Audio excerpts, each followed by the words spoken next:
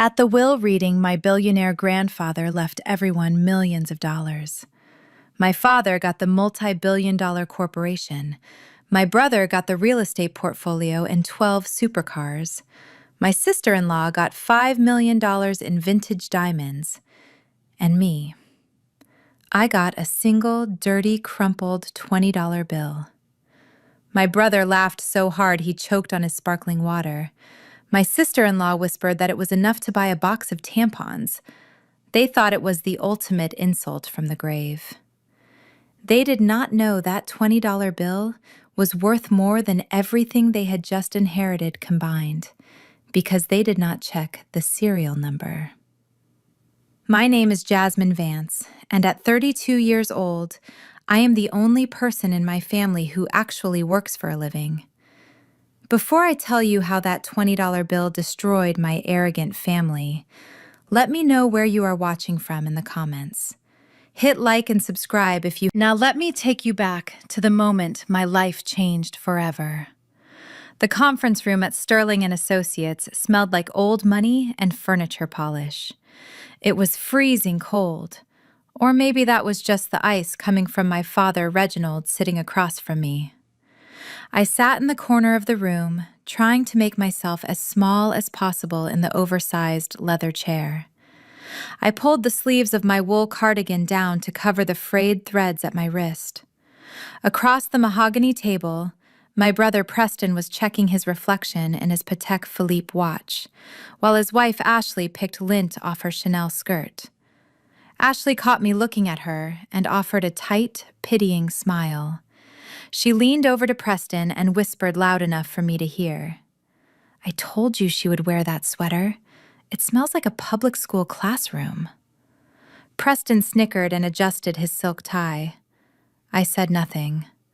I was used to this. In the Vance family, your worth was determined by your net worth, and my salary as a high school history teacher barely covered my rent. Reginald cleared his throat, loudly tapping his manicured fingers on the table. "Lawyer James, can we wrap this up? I have a board meeting at 3, and I do not want to be late to take my rightful place as chairman." Lawyer James, a man who had served my grandfather Elijah for 40 years, looked over his reading glasses. His eyes were sad as they settled on me. He opened the thick leather binder. "We are here to honor the last wishes of Elijah Vance."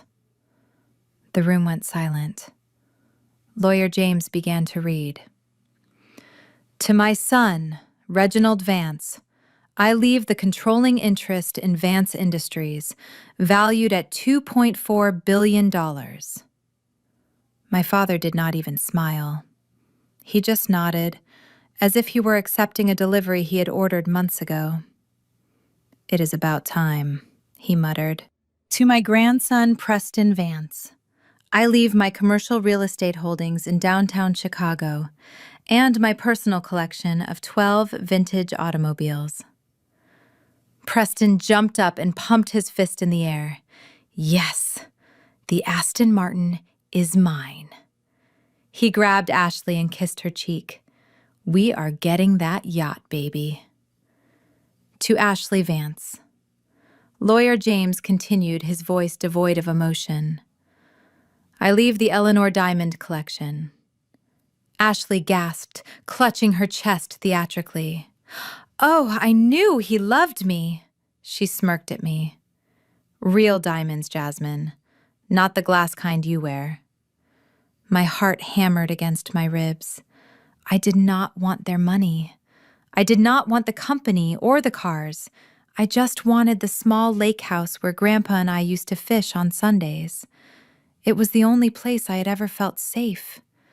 It was the only place where I was not judged for being plain or bookish or unambitious. And finally, Lawyer James said, the room seemed to suck in all the air. Reginald leaned back, crossing his arms. "Let us hear it." Probably left her his library of dusty books. Lawyer James reached into his briefcase and pulled out a single, thin, cream-colored envelope. He slid it across the long polished table. It stopped right in front of me. There were no keys inside, no deed to a house, no check. It was light as a feather. My hands shook as I picked it up. I could feel their eyes burning into me. Preston had his phone out recording. "Open it, Jasmine," he taunted. "Maybe it is a gift card to Applebee's." I tore the seal. I reached inside. My fingers brushed against paper. I pulled it out. It was a $20 bill. Just one. It was old and soft from use, with a deep crease down the middle like it had been folded in a pocket for years. For a second, there was absolute silence. Then Preston exploded with laughter. He laughed so hard he doubled over, slapping the table. $20! That is hilarious. He threw us billions and gave you lunch money? Ashley covered her mouth, giggling uncontrollably. Oh, honey, that is tragic. But look on the bright side.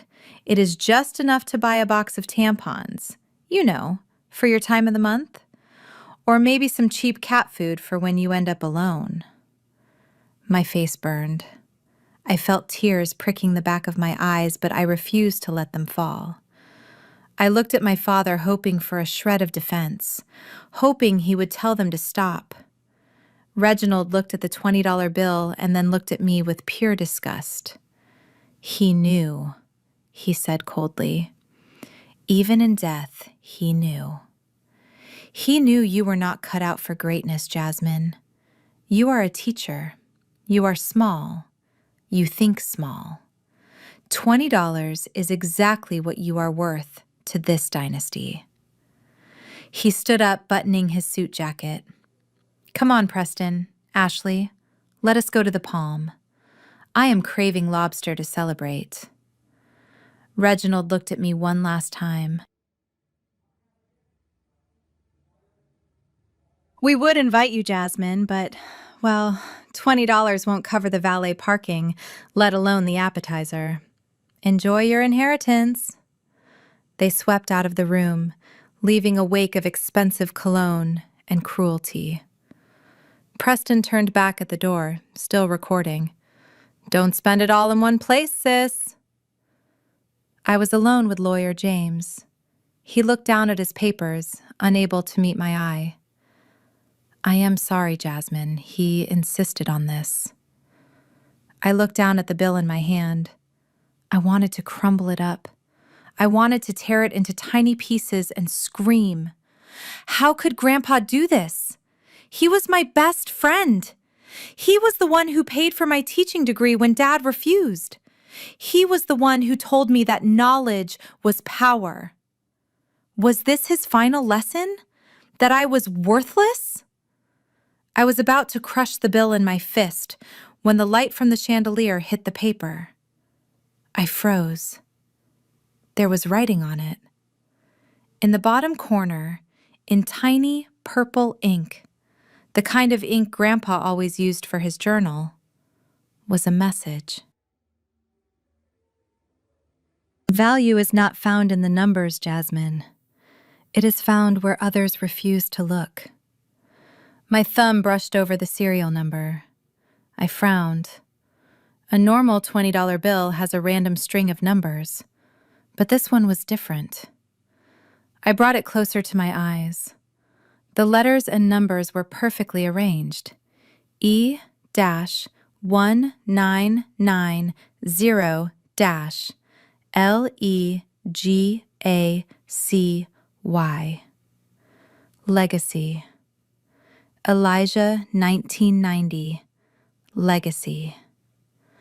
A chill shot down my spine.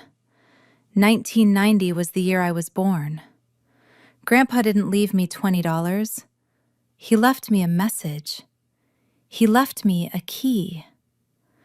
My breathing quickened. The Vance family motto was always, "Look at the bottom line." But Grandpa always told me, "Look at the fine print." I looked up at Lawyer James. Does my father know about the serial number? I stood up and smoothed my cardigan. Thank you, James. I walked out of the plush office and took the elevator down to the parking garage. It had started to rain, a cold, gray Chicago drizzle that soaked through my clothes instantly. I walked past the spot where my father's limo and Preston's Porsche had been parked. They were gone, off to eat lobster and drink champagne and toast to their victory. I walked to the far corner of the lot to my 10-year-old Honda Civic.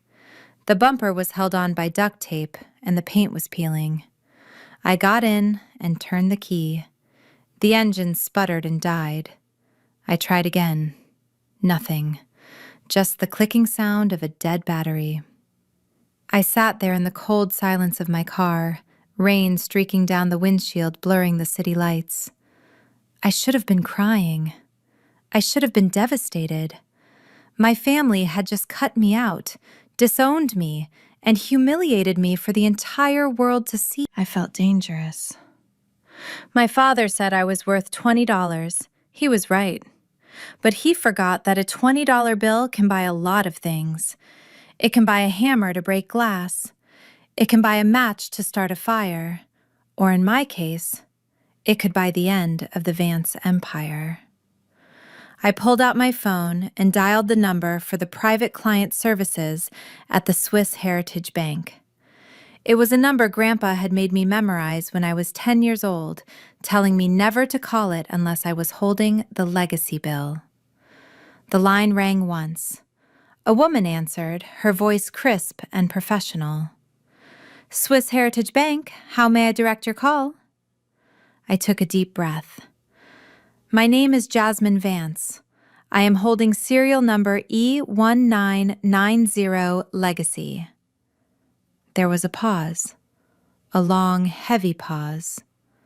Then the woman's voice changed. It dropped to a whisper, trembling with something that sounded. I looked out at the rain and smiled. Enjoy your lobster, Dad, because it is going to be your last expensive meal. The rain had not stopped since the will reading. It battered the windows of my small one-bedroom apartment in the West Loop, creating a rhythm that matched the pounding headache behind my eyes. I had barely slept, tossing and turning on the couch, clutching that old $20 bill like a lifeline. I kept waiting for the sadness to hit me. I kept waiting to mourn the grandfather who had been my only ally in a den of vipers. But sadness requires safety, and I did not feel safe. I felt like a soldier waiting for the enemy to breach the gates. At exactly 7 a.m, the enemy arrived. It did not start with a polite knock. It started with the sound of a key card sliding into my electronic lock, followed by the heavy thud of boots on my hardwood floor.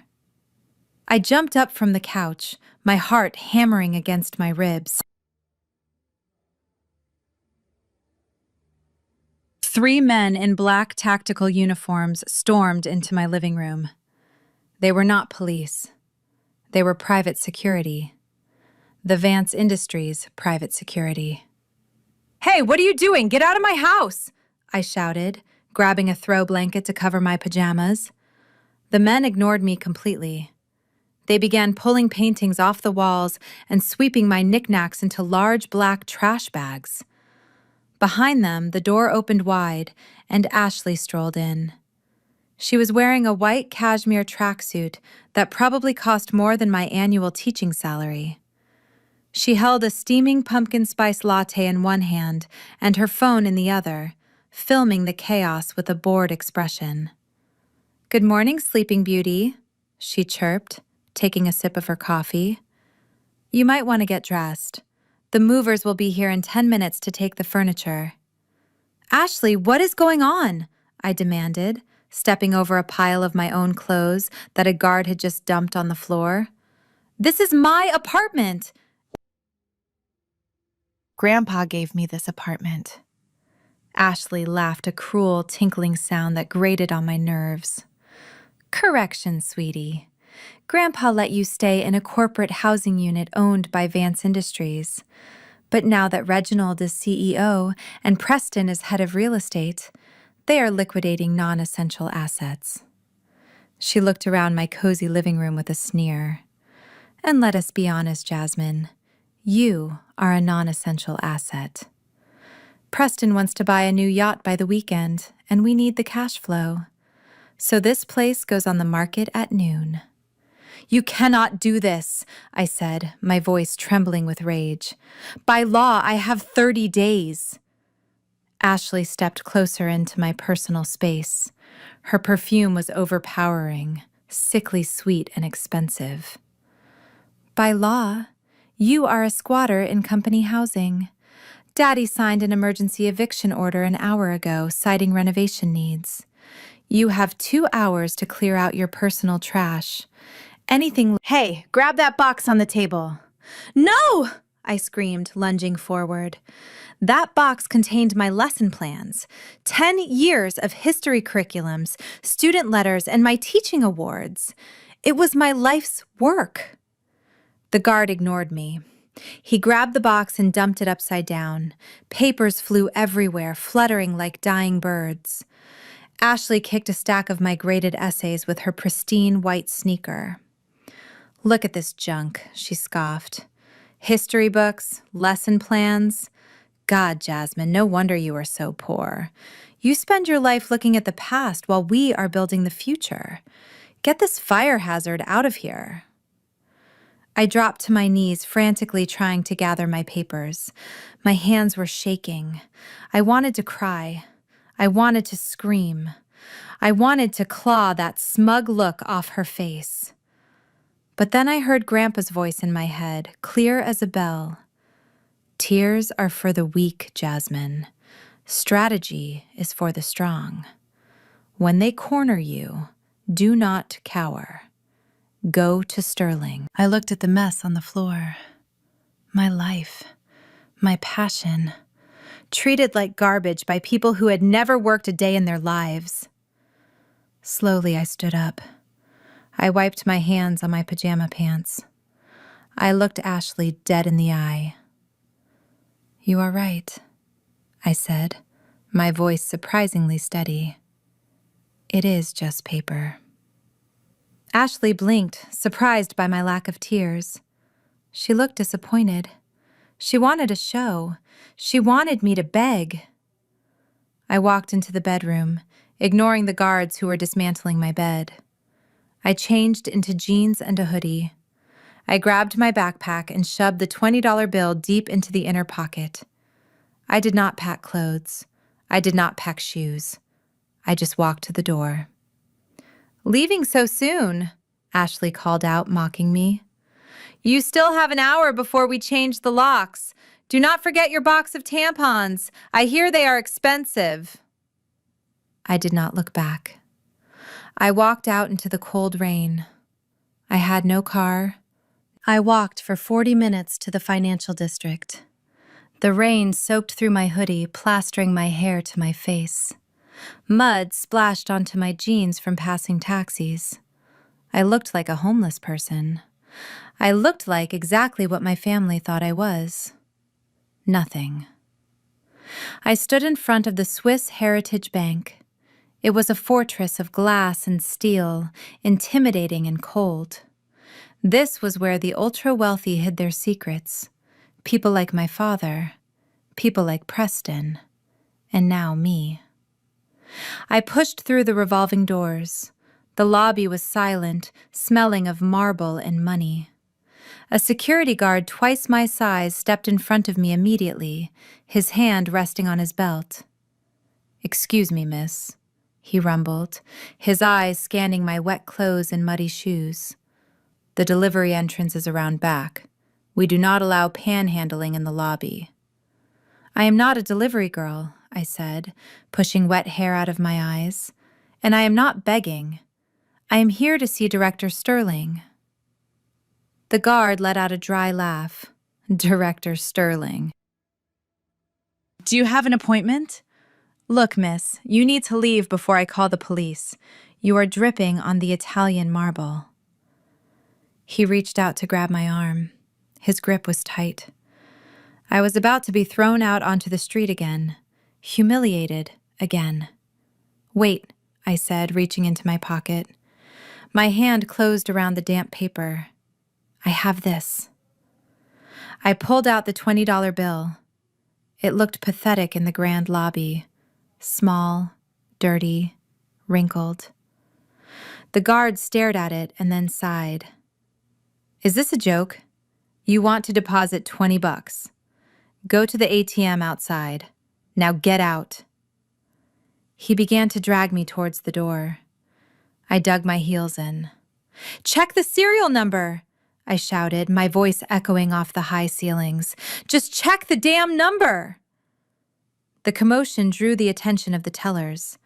One of them, a young woman with kind eyes, walked over. What is the problem here? She says she needs to see Director Sterling. The guard grunted, still holding my arm. She is waving around a $20 bill like it is a golden ticket. The teller looked at me, then at the bill in my hand. Let me see it. I handed it to her. She smoothed it out. She read the numbers. E1990 Legacy. Her eyes went wide. The color drained from her face so fast I thought she might faint. She looked at me with a mixture of terror and awe. She did not speak. She simply turned around and ran towards a heavy oak door behind the counter marked Private. What is going on? The guard asked, loosening his grip slightly. 2 minutes later, the heavy oak door burst open. A man in an immaculate three-piece suit came running out. He was older, with silver hair and the bearing of a man who controlled empires. It was Arthur Sterling, the most powerful banker in Chicago, and he was running. He skidded to a stop in front of me. Sir, I was just removing. You were removing the most important client this bank has ever had, Mr. Sterling snapped. He turned to me. He did not look at my muddy shoes. He did not look at my wet hair. He looked me in the eye with absolute respect. He slowly lowered his head, bowing 90 degrees in front of everyone in the lobby. Miss Vance, he said, his voice trembling with emotion. We have been waiting for this day for 10 years. Your grandfather left strict instructions. He straightened up and gestured towards the private offices. Please follow me. It is time for you to take your rightful place. Welcome back, Chairman. Director Sterling led me down a corridor that seemed to go on forever. The air grew cooler with every step, and the plush carpet of the lobby. At each one, Sterling simply nodded, and the heavy steel doors slid open silently. We finally stopped in front of a circular vault door that looked like it belonged in a movie. It was massive, gleaming silver, and intimidating. Sterling turned to me, his expression solemn. Miss Vance, what I am about to show you is known by only 3 people. Your grandfather, myself, and now you. Your father believes he inherited an empire today. He is wrong. He inherited a graveyard. I frowned, confused. What do you mean? Grandpa built Vance Industries from nothing. It is worth billions. Sterling typed a long code into a keypad on the wall. The massive tumblers of the vault began to spin with a deep mechanical groan. On paper, yes, Sterling said. But your grandfather knew something that you suspected for a long time. He knew that your father and brother were not just incompetent. They were thieves. The vault door swung open. Inside, there were no stacks of gold bars or piles of cash. Instead, it was a small room filled with computer servers humming quietly and a single desk with a high-tech workstation. On the desk sat a small glass scanner. Sterling gestured to the scanner. Please place the bill there. I pulled the crumpled $20 bill from my pocket. It felt warm in my hand. I smoothed it out carefully, trying to flatten the crease down the middle. I placed it on the glass. A red laser swept over the paper, scanning the serial number. E1990 Legacy. Suddenly, the room came alive. The wall of screens in front of us flared to life, illuminating the dark room with a blue glow. Columns of numbers and graphs scrolled by at dizzying speeds. Sterling walked over to the screens. "Welcome to the Shadow Trust." He pointed to the first screen, which showed the logo of Vance Industries in bright red. "This is what your father inherited," Sterling explained. "He thinks he owns the assets, but look closer at the liabilities column." I squinted at the numbers. My breath caught in my throat. The debt column was staggering. It was in the billions. "Your father has been leveraging the company for years," Sterling said, his voice dripping with disdain. "He has taken out loan after loan, using the company assets as collateral to fund his lavish lifestyle. And Preston..." Sterling tapped a few keys and a new window popped up. It was a forensic accounting of my brother's spending. "Preston has embezzled over $10 million in the last 18 months alone," Sterling revealed. "He funneled it through shell companies in the Cayman Islands to pay for gambling debts in Macau and bad cryptocurrency investments." My stomach churned. I watched the screen as line after line of theft appeared. "And here is your sister-in-law," Sterling said, bringing up another file. "Ashley is listed as a creative consultant for the firm. Her salary is $500,000 a year.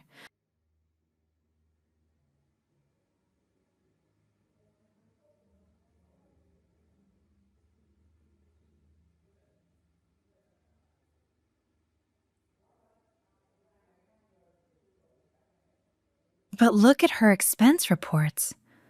I read the list. $2 million charged to the company credit card under office supplies. But the vendor names were not office supply stores. They were Hermes, Chanel, Cartier, and private jet charters to St. Bart's. "They hollowed it out," I whispered, realizing the magnitude of the betrayal. "They ate the apple from the inside out and left Grandpa with nothing but the skin." "Precisely," Sterling said. "Your grandfather found out 6 months ago. He was heartbroken. He wanted to fire them all, but he knew that if he did, the scandal would destroy the company stock and thousands of innocent employees would lose their jobs. So he created a failsafe." Sterling turned to me, his eyes intense. "He created the Shadow Trust. He secretly transferred all the liquid cash, the emergency reserves, and the intellectual property rights into this trust. The company your father holds is a shell. It has no actual money to operate. It cannot pay the electric bill. Unless the Shadow Trust releases the funds." I looked at the screens. The balance of the Shadow Trust was displayed in the center. It was a number with 9 zeros. "You control the oxygen," Jasmine Sterling said softly. "Without this money, Vance Industries suffocates in 48 hours. Your father and brother will be personally liable for the debts they signed for. They will lose everything. The mansions, the cars, the status. They will be destitute." He paused, watching my face. "Your grandfather gave you the veto power. You can sign the authorization right now to cover their debts. You can bail them out. You can let them keep playing pretend billionaires while you go back to your apartment and find a new job. Or," he let the word hang in the air. "Or what?" I asked, my voice stronger than I expected. "Or you can let them fall," Sterling said. "You can activate the audit protocol." I thought about him laughing at me at the funeral. I saw the $2 million Ashley spent on handbags. I thought about her throwing my teaching awards into the trash. I saw my father's signature on the fraudulent loans. I thought about him calling me a disappointment. They did not just steal from the company.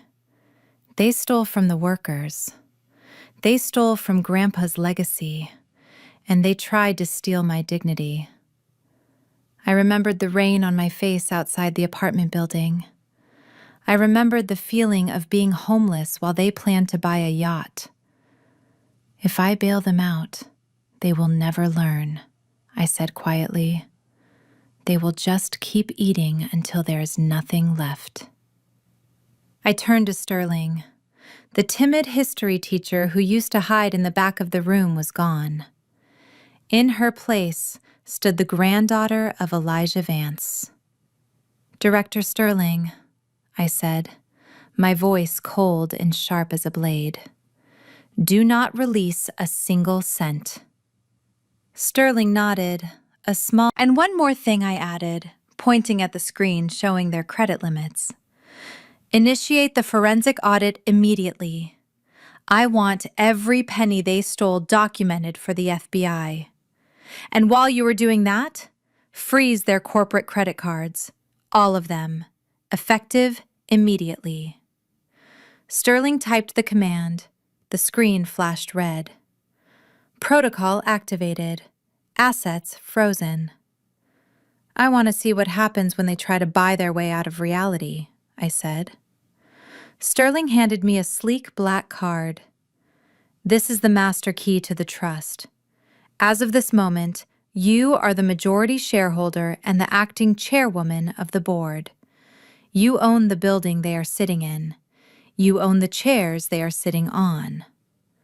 I took the card. It felt heavier than the $20 bill, but it felt right. I walked out of the vault, leaving the blue glow of the screens behind me. I walked back through the long corridor, past the security checkpoints. The security guard who had tried to throw me out was standing by the door. He looked nervous as I approached. He rushed to open the door for me, keeping his eyes on the floor. "Have a nice day, Miss Vance," he stammered. I stepped out onto the street. The rain had stopped. The clouds were breaking, and a ray of sunlight hit the wet pavement, making it shine like silver. My phone buzzed in my pocket. It was a notification from Instagram. Ashley had just posted a photo of a champagne bottle with the caption, "Celebrating our empire." I looked at the photo and smiled. "Drink up, Ashley. It is the last bottle you will ever own." I pulled my hood up and walked toward the subway. I had a lot of work to do. The hunt had just begun. While I was sitting on the hard plastic seat of a subway train watching the city blur past through graffiti-stained windows, my sister-in-law Ashley was stepping into a world that smelled of calfskin leather and old money.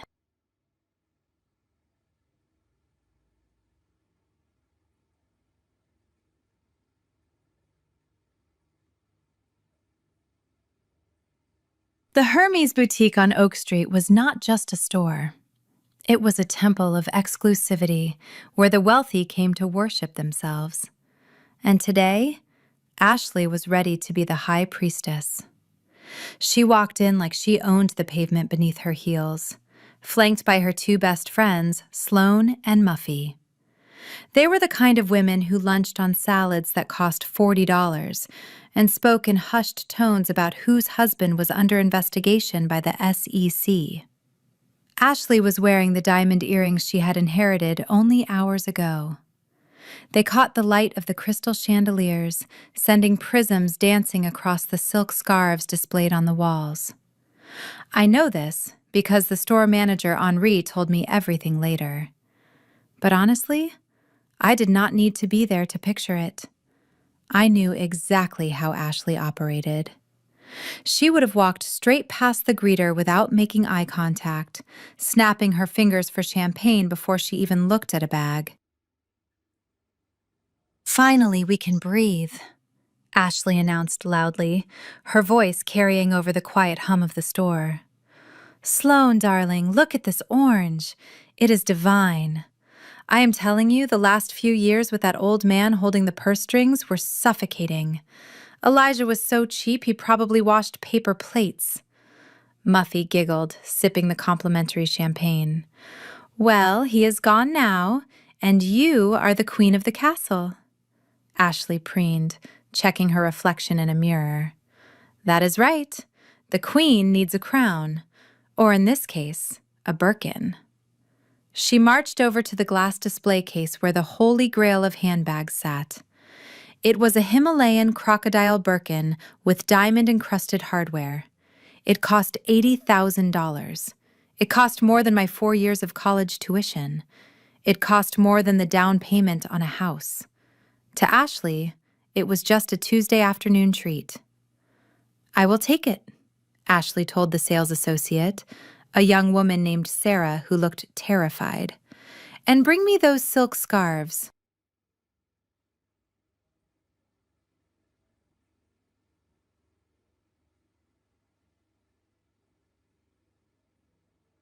The ones with the horse print. I will take 5 of them in different colors. Gifts for the maids, you know. Sarah hesitated. Ma'am, that bag is reserved for our VVIP clients. There's usually a waiting list of 3 years. Ashley laughed, a sharp bark of a sound. Waiting lists are for people who fly commercial. Do you know who I am? I am Ashley Vance. My husband, Preston Vance, just inherited half of Chicago. I suggest you ring it up before I call your manager and have you fired for incompetence. Sarah swallowed hard and nodded. Right away, Mrs. Vance. Ashley turned back to her friends, her face flushed with the intoxication of spending money she did not earn. Can you believe Jasmine thought she was getting something? $20. It is poetic justice, really. She never fit in. She was always so glum, so boring. Sloane swirled her glass.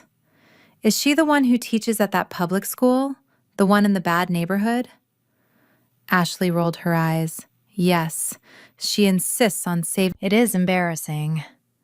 I tried to get her a job at the foundation, just organizing flowers for galas, but she refused. She said she wanted to do real work. Well, now she can really work on finding a cardboard box to live in. We are evicting her today.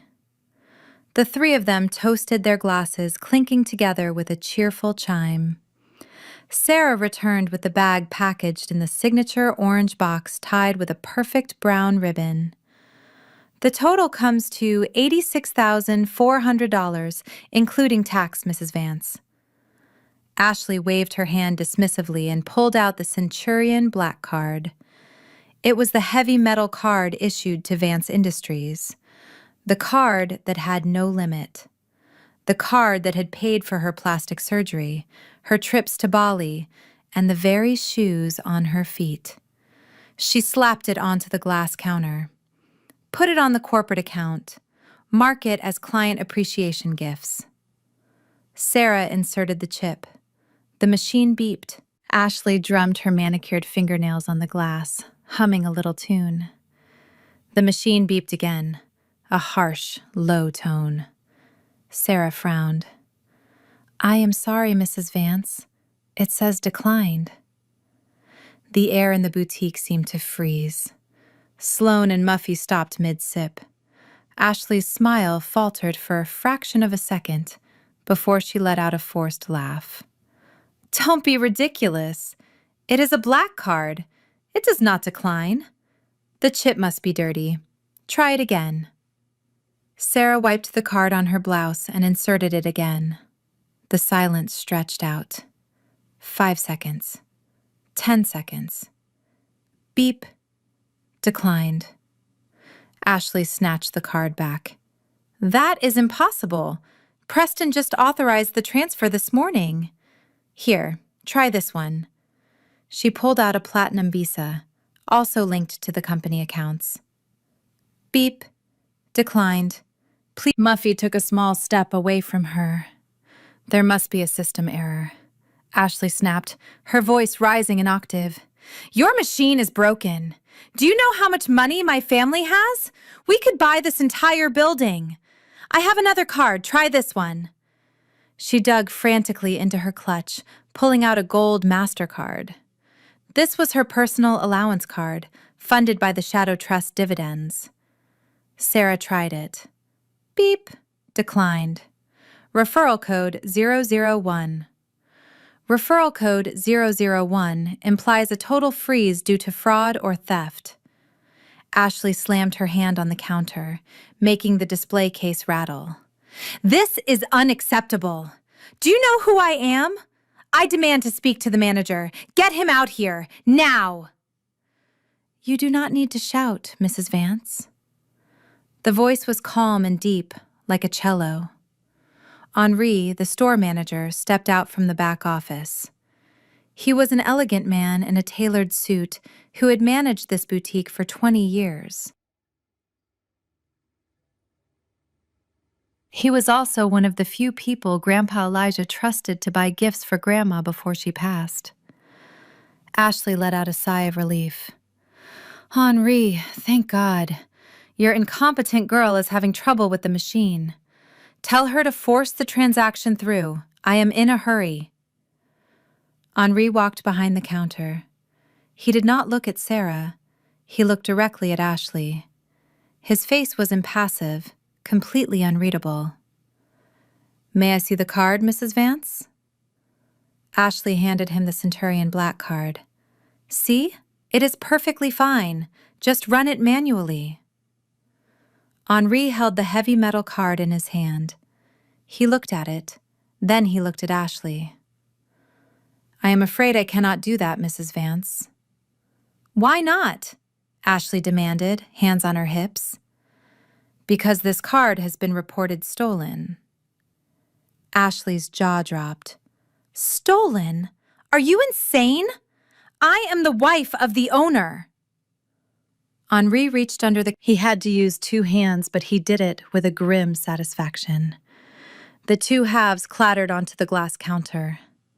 What are you doing? Ashley shrieked, lunging forward. That is my property. Correction, Henri said, his voice dropping to a frosty chill. This is the property of the Vance Family Trust, and the trustee has flagged all cards issued to unauthorized users as compromised. Unauthorized user? Ashley sputtered. I have been using this card for 5 years. Who flagged it? Reginald. Preston. No, Henri said quietly. The flag came from the chairman. Ashley looked confused. Reginald is the chairman. Call him. Call him right now. Henri shook his head slowly. I am not referring to your father-in-law, Mrs. Vance. I received a call 10 minutes ago from the Swiss Heritage Bank, from Miss Jasmine Vance. Ashley froze. Her eyes went wide. Jasmine? That broke little teacher? She does not have the authority to freeze a gym membership, let alone a black card. This is a mistake. She must have hacked the system. Henri picked up the cut pieces of the card and dropped them into the trash bin. Miss Jasmine Vance is the sole signatory on the Shadow Trust, which secures all credit lines for your family. She instructed us to confiscate any payment methods attempted today. He looked at Sloane and Muffy, who were now actively backing away towards the door, clutching their own purses tight. Ladies, Henri said, addressing the friends, unless you are paying for Mrs. Vance's items separately, I suggest you give us some privacy. Sloane cleared her throat. Oh, look at the time. I have a Pilates class. Muffy grabbed her arm. Yes, and I have to pick up the kids. Ashley, call us later, okay? Good luck. They fled. They ran out of that store faster than rats leaving a sinking ship. Ashley was left alone, standing at the counter with $80,000 worth of merchandise she could not pay for. The humiliation was... Her face was a mask of red, blotchy anger and panic. She fumbled for her phone. I am calling Preston, she hissed. He will fix this. He will have your job. He will burn this store to the ground. She dialed her husband on speakerphone. It rang once, twice. Then Preston picked up.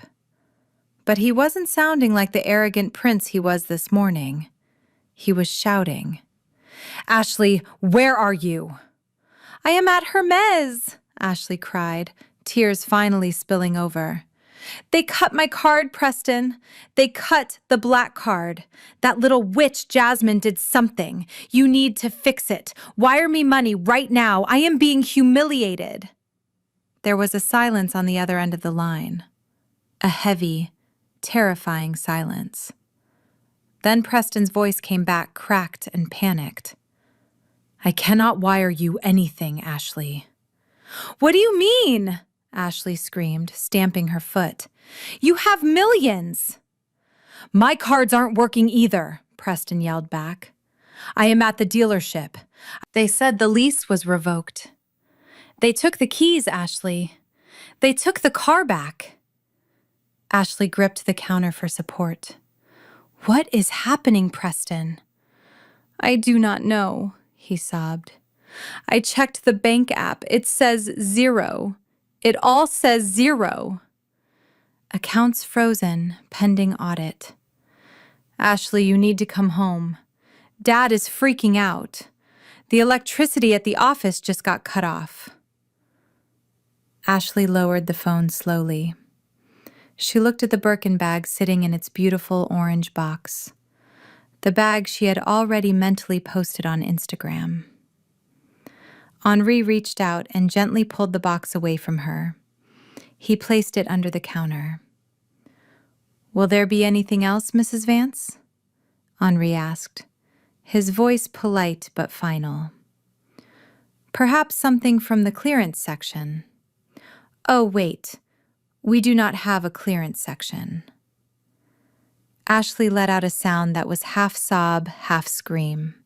She ran out onto the street into the harsh afternoon light, where her friends were nowhere to be seen. I sat on the subway train, and for the first time in years, I laughed. It wasn't a bitter laugh. It was a laugh of pure relief. I took the $20 bill out of my pocket and smoothed it against my leg. You were right, Grandpa, I whispered. The value wasn't in the paper. It was in the lesson. Ashley had just learned her first lesson in economics. Credit is a privilege, not a right, and privileges can be revoked. But the war was far from over. I had cut off their supply lines, but a wounded animal is most dangerous when it is cornered. Preston and my father would not go down without a fight. They would come for me. They would try to destroy me. Let them come. I had the truth. I had the law. And I had $20. That was all I needed.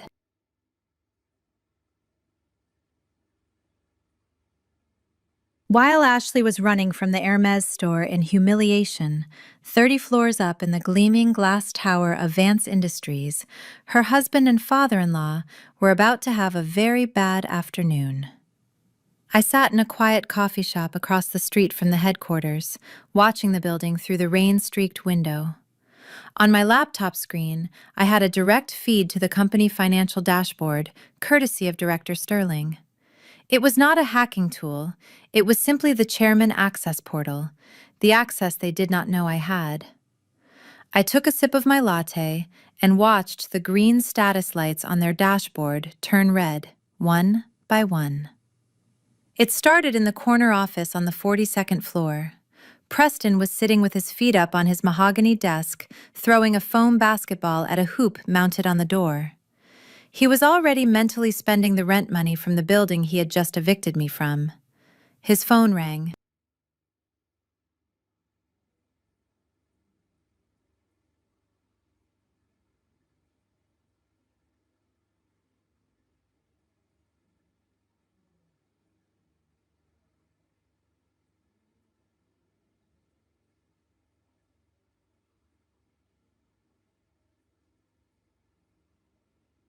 He glanced at the caller ID, expecting it to be the yacht broker confirming his new purchase.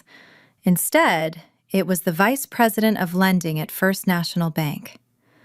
Preston answered with his usual arrogance. Make it quick. I am a busy man. There was no polite greeting on the other end. Mr. Vance, this is a courtesy call to inform you that your auto loans for the Ferrari, the Lamborghini, and the McLaren have been flagged for immediate recall. Preston laughed, dropping the foam ball. Recall? What are you talking about? I paid the interest last month. The voice on the phone was cold. Your loans were secured by the equity in the Vance Family Trust. As of 20 minutes ago, the collateral was removed by the primary trustee. Your loans are now unsecured and in default. You have 4 hours to pay the remaining balance of $3.2 million, or we will dispatch the repossession team. Preston sat up so fast his expensive ergonomic chair nearly tipped over. $3 million?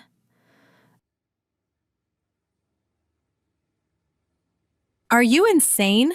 I do not keep that kind of cash in a checking account. Just charge it to the business line. That line has also been frozen, Mr. Vance. Preston slammed the phone down. He was sweating. He tried to log into his personal banking app. Access denied. He tried to transfer funds from his crypto wallet. Insufficient authorization. Panic began to set in. It was a cold, slimy feeling in his gut. He stood up and ran down the hallway to his father's office. He burst in without knocking. "Dad, we have a problem. The bank is glitching. They are trying to take my cars." Reginald Vance did not look up. He was staring at his computer screen, his face a mask of pale gray terror. His hands were shaking so badly he could barely hold his mouse. "Shut up, Preston," Reginald whispered. "Dad, you do not understand," Preston yelled. "They want $3 million by 5 o'clock. He turned the monitor so Preston could see. It was the login screen for their secret account in the Cayman Islands. The account where they hid the kickbacks, the embezzled funds, and the stolen pension money. Usually it showed a balance of $50 million. Today, it showed a flashing red box. Critical alert. Liquidity covenant violated. Account locked by auditor. It is gone, Preston. It is all locked. Reginald loosened his tie, gasping for air. "I tried to move funds to cover payroll, and the system locked me out. It says we are under audit." Preston sank into a chair. Audit. Who authorized an audit? We control the board. We control the CFO. Nobody audits us. Reginald paced the room, wiping sweat from his forehead with a silk handkerchief. It must be the Harrington Group. They have been trying to acquire us for years. They must have bribed— "Fix this!" Reginald screamed into the receiver. "I do not care what it takes. Reboot the servers. Wipe the drives if you have to. Just get me back into the accounts." But it was not a virus, and no amount of rebooting would fix it. I watched the data stream on my laptop. I saw their frantic attempts to bypass the security. Every time they tried to move money, I got a notification. Access blocked. They were running around the office like rats in a burning maze, trying to find an exit that I had already sealed. They blamed their rivals. They blamed hackers. They blamed the Russians. Not once did they say my name. To them, I was just Jasmine, the history teacher. I was the girl who drove a Honda Civic. I was the girl they had left in the rain with $20. The idea that I could be the architect of their destruction was simply impossible to them. Their arrogance was their blindfold. I closed the financial desk. I had prepared a draft earlier that morning. It was time to light the match. The email was simple. The subject line read, "Confidential Internal Audit Report. Discrepancies in Executive Spending." Attached to the email were 3 PDF files. File 1 was titled The Cayman Ledger. It detailed every illegal transfer Reginald had made in the last 10 years. File 2 was titled Preston Vance Personal Expenditures. It showed the company money used for gambling, hookers, and cars. File 3 was titled Ashley Vance, Fraudulent Invoices. It contained the receipts for her handbags and jewelry listed as office supplies. I moved the cursor to the recipient field. I did not send it to the police. Not yet. That would be too easy. I needed them to lose their power first. I selected the distribution list labeled Board of Directors. These were the 12 most powerful investors in the company. Men and women who, if they found out Reginald and Preston were stealing from them, they would not just fire them. They would destroy them. I took a deep breath. My finger hovered over the enter key. For Grandpa, I whispered. I pressed send. Across the street in the corner office, the silence was heavy. Reginald and Preston were sitting in the dark, staring at the frozen computer screen, trying to come up with a lie to tell the shareholders why the stock price was about to plummet. Suddenly, Reginald's cell phone buzzed. Then his desk phone rang. Then Preston's cell phone buzzed. Then the intercom on the desk beeped. It was the terrified secretary. Mr. Vance, sir? I have Mr. Sterling on line 1. I have the chairwoman of the pension fund on line 2, and 3 members of the board are in the lobby demanding to see you immediately. Reginald stared at the phone. The blood drained from his face, leaving him looking old and frail. What is happening? He whispered. How do they know?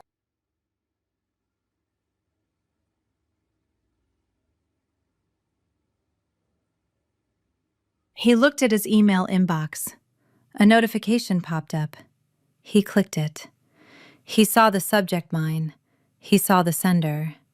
It was sent from an anonymous address, but the signature at the bottom of the email was not anonymous. It read simply, "The $20 investment." Reginald looked at Preston. His eyes were wide with a dawning horror. He finally realized it wasn't the Harrington Group. It wasn't the Russians. The phone rang again, shrill and demanding. It sounded like a fire alarm. "Answer it, Dad," Preston cried, his voice cracking. "What do we do?" Reginald slowly reached for the receiver. His hand was heavy as lead. He knew that the moment he lifted that phone, his life as a billionaire was over. The walls of his glass castle were shattering, and there was nowhere left to hide. I closed my laptop and finished my coffee. It was cold, but it tasted sweet. I left a $20 tip on the table for the waitress.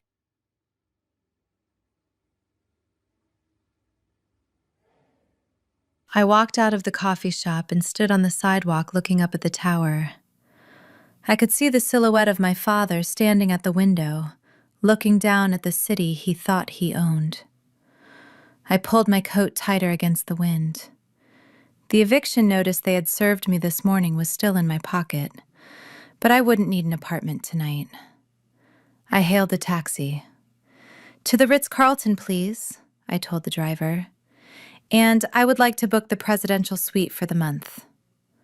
The driver looked at me in the rearview mirror, skeptical of my simple clothes. "That is expensive, miss. Do you have a reservation?" I smiled and patted my pocket where the black card from Director Sterling was resting warm and ready. "Do not worry," I said. "My family is paying for it." My classroom at Southside High was usually a sanctuary. It was a place where the noise of the city faded away, replaced by the rustle of textbook pages and the scratching of pencils. I loved my students. They were kids from the neighborhood, kids who had seen more hardship in 16 years than my family had seen in 3 generations. They were resilient and hungry for knowledge, and they respected me not because of my last name or my bank account, but because I showed up for them every single day. We were in the middle of a lesson about the fall of Rome. I was standing at the whiteboard drawing a timeline explaining how internal corruption and overspending contributed to the collapse of one of history's greatest empires. The irony was not lost on me. As I spoke about emperors who fiddled while their city burned, I could see the faces of my father and Preston in my mind. But the peace of my sanctuary was about to be shattered. At 2:15 in the afternoon, the heavy door to my classroom did not just open, it exploded inward, hitting the wall with a deafening crash that made half my students jump out of their desks. Standing in the doorway was Ashley.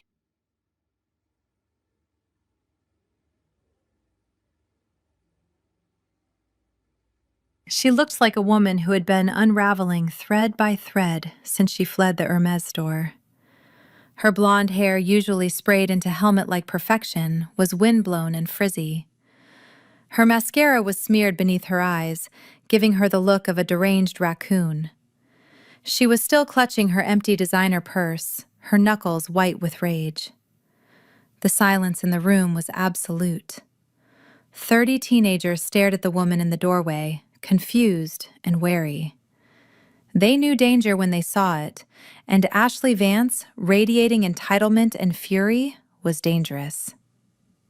"Where is she?" Ashley screamed, her voice cracking. "Where is the little thief?" I put my dry erase marker down on the tray.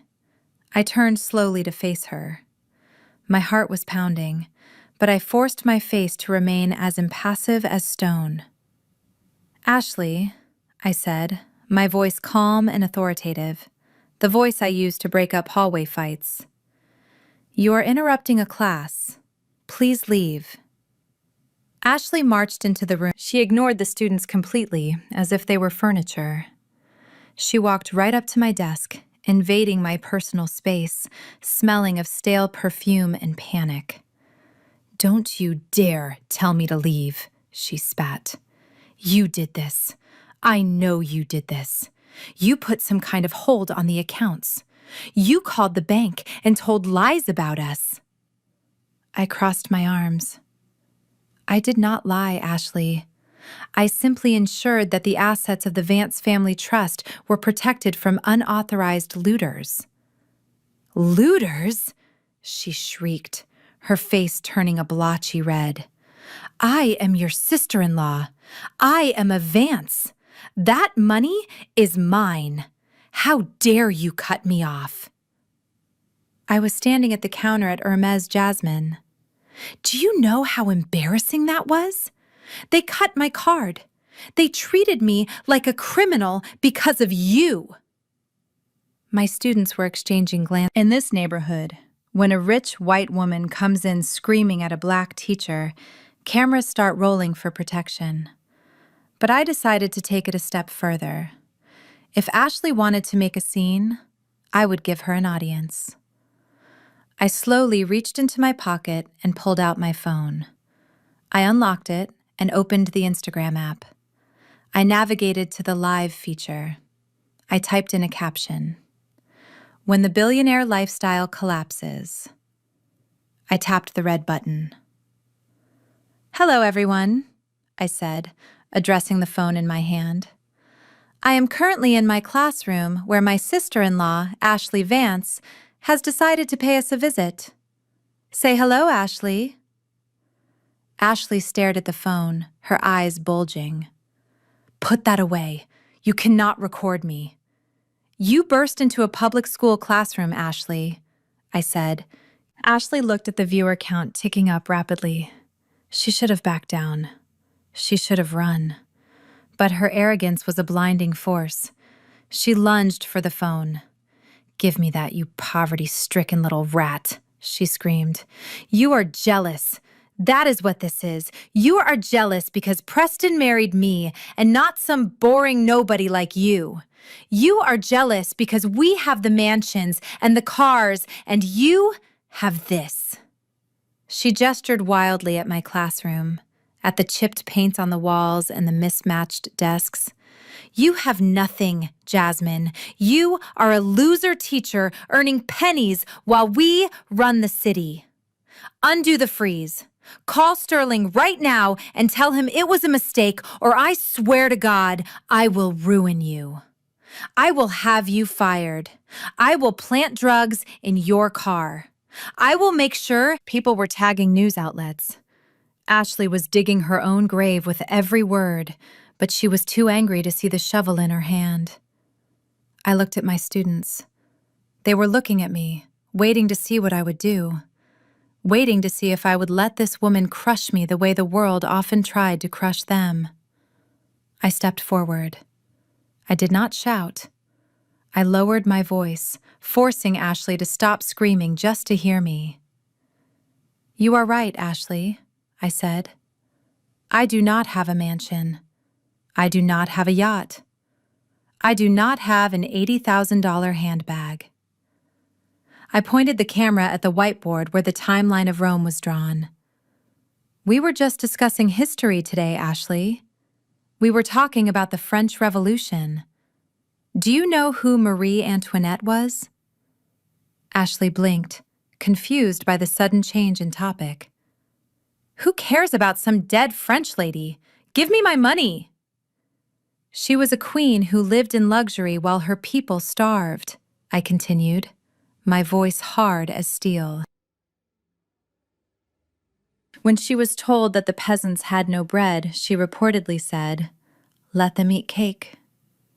She lived in a bubble of gold and ignorance, thinking that her title would protect her forever. I took a step closer to Ashley, holding the phone up so the world could see the fear starting to creep into her eyes. "You are Marie Antoinette, Ashley. You have spent years eating cake paid for by stolen money. You have looked down on me, on my students, on anyone who actually works for a living. You thought the party would never end. You thought the credit card would never decline." I leaned in. "But history has a funny way of repeating itself. The people eventually get tired of paying for your cake. The gates come down, and the bill comes due." Ashley opened her mouth to speak, but nothing came out. She looked at the phone, then at me, then at the students who were now standing up silently backing their teacher. "You are not the queen of this city," I said. "You are just a trespasser in my classroom." And class is dismissed. I looked over Ashley's shoulder to the doorway. 2 school security officers had arrived. They were big men who did not care about designer labels. "Get her out of here," I said calmly. The officers stepped into the room. One of them reached for Ashley's arm. "Ma'am, you need to come with us." "Do not touch me," Ashley shrieked, trying to pull away. "Do you know who I am? My husband owns this block." "Your husband does not own anything right now, lady," the officer said, gripping her arm firmly. "You are trespassing on government property. Let us go." They began to drag her out. Ashley kicked and screamed, her heels skidding on the linoleum. "Preston will kill you for this, Jasmine," she howled as she was hauled into the hallway. "You will pay. You will regret the day you were born." Her voice faded as they dragged her down the corridor toward the exit. The sound of her screaming echoed off the lockers, a ghostly reminder of a crumbling dynasty. I turned back to the phone. The viewer count was now at 15,000. "That was Ashley Vance," I said to the camera. "Wife of Preston Vance. Remember that name when you see the headlines tomorrow, because the reign of terror is over." I ended the live stream. The room was silent for a heartbeat. Then slowly, one student started clapping, then another. Then the whole room erupted in applause. It wasn't polite applause. It was cheering. It was the sound of people who had just watched a bully get punched in the nose. I felt my knees shaking. The adrenaline was starting to fade, leaving me exhausted. But I stood tall. I walked back to the whiteboard and picked up my marker. I looked at my students. "Now," I said, my voice steady, Where were we? Ah, yes, the fall of the empire. I turned to the board and circled the date 476 AD. Sometimes, I said, writing on the board, empires do not fall because of invading armies. Sometimes they fall because they rot from the inside. And sometimes, all it takes to push them over the edge is one person who decides to stop holding them up. My phone buzzed on the desk. It was a text from Director Sterling. He had been watching the live stream. The message was short. Brilliant. The board of directors just saw the video. They are calling an emergency vote. I smiled. The first domino had fallen. Ashley had just given me the weapon I needed to destroy their reputation. But Preston and Reginald were still out there. And now that they knew I wasn't afraid to fight in public, they would stop at nothing to silence me. I looked out the window at the parking lot where a police cruiser was pulling up to take Ashley away. Let them come, I thought. I have an army of my own now, and history is on my side. The text message from my mother arrived at 4 in the afternoon. It was the first time she had texted me in 3 years without asking for a favor or criticizing my hair. It read simply, "Jasmine, please come home for dinner tonight. Your father wants to make things right. We miss you." I stared at the screen and almost laughed. They did not miss me. They missed their credit cards. They missed their access to the company accounts. They missed the feeling of safety that I had stripped away from them piece by piece over the last 24 hours. But I knew this was coming. Lawyer James had tipped me off an hour earlier.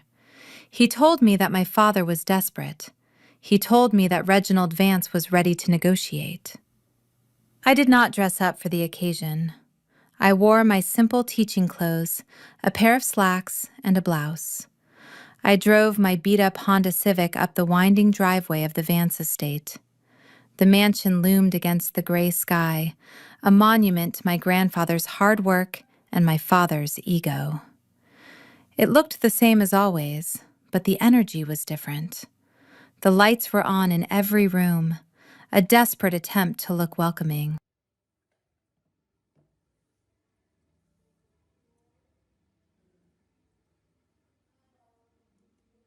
When I walked through the front door, I expected a fight. Instead, I got a performance. My mother, Vivian, was waiting in the foyer. She was wearing an apron over her silk dress, something I had never seen in my entire life. Her eyes were red-rimmed, as if she had been crying. When she saw me, she rushed forward and wrapped me in a hug that smelled of expensive perfume and fear. "Oh, Jasmine, my baby," she sobbed, clutching my shoulders. "I am so glad you are here. We have been so worried about you." I stood stiff in her arms. Worried about me? Yesterday you watched your daughter-in-law throw my life into trash bags and you said nothing. Yesterday you let Dad call me a disappointment. I gently pushed her away. "Hello, Mother." Come inside," Vivian said, wiping her eyes theatrically.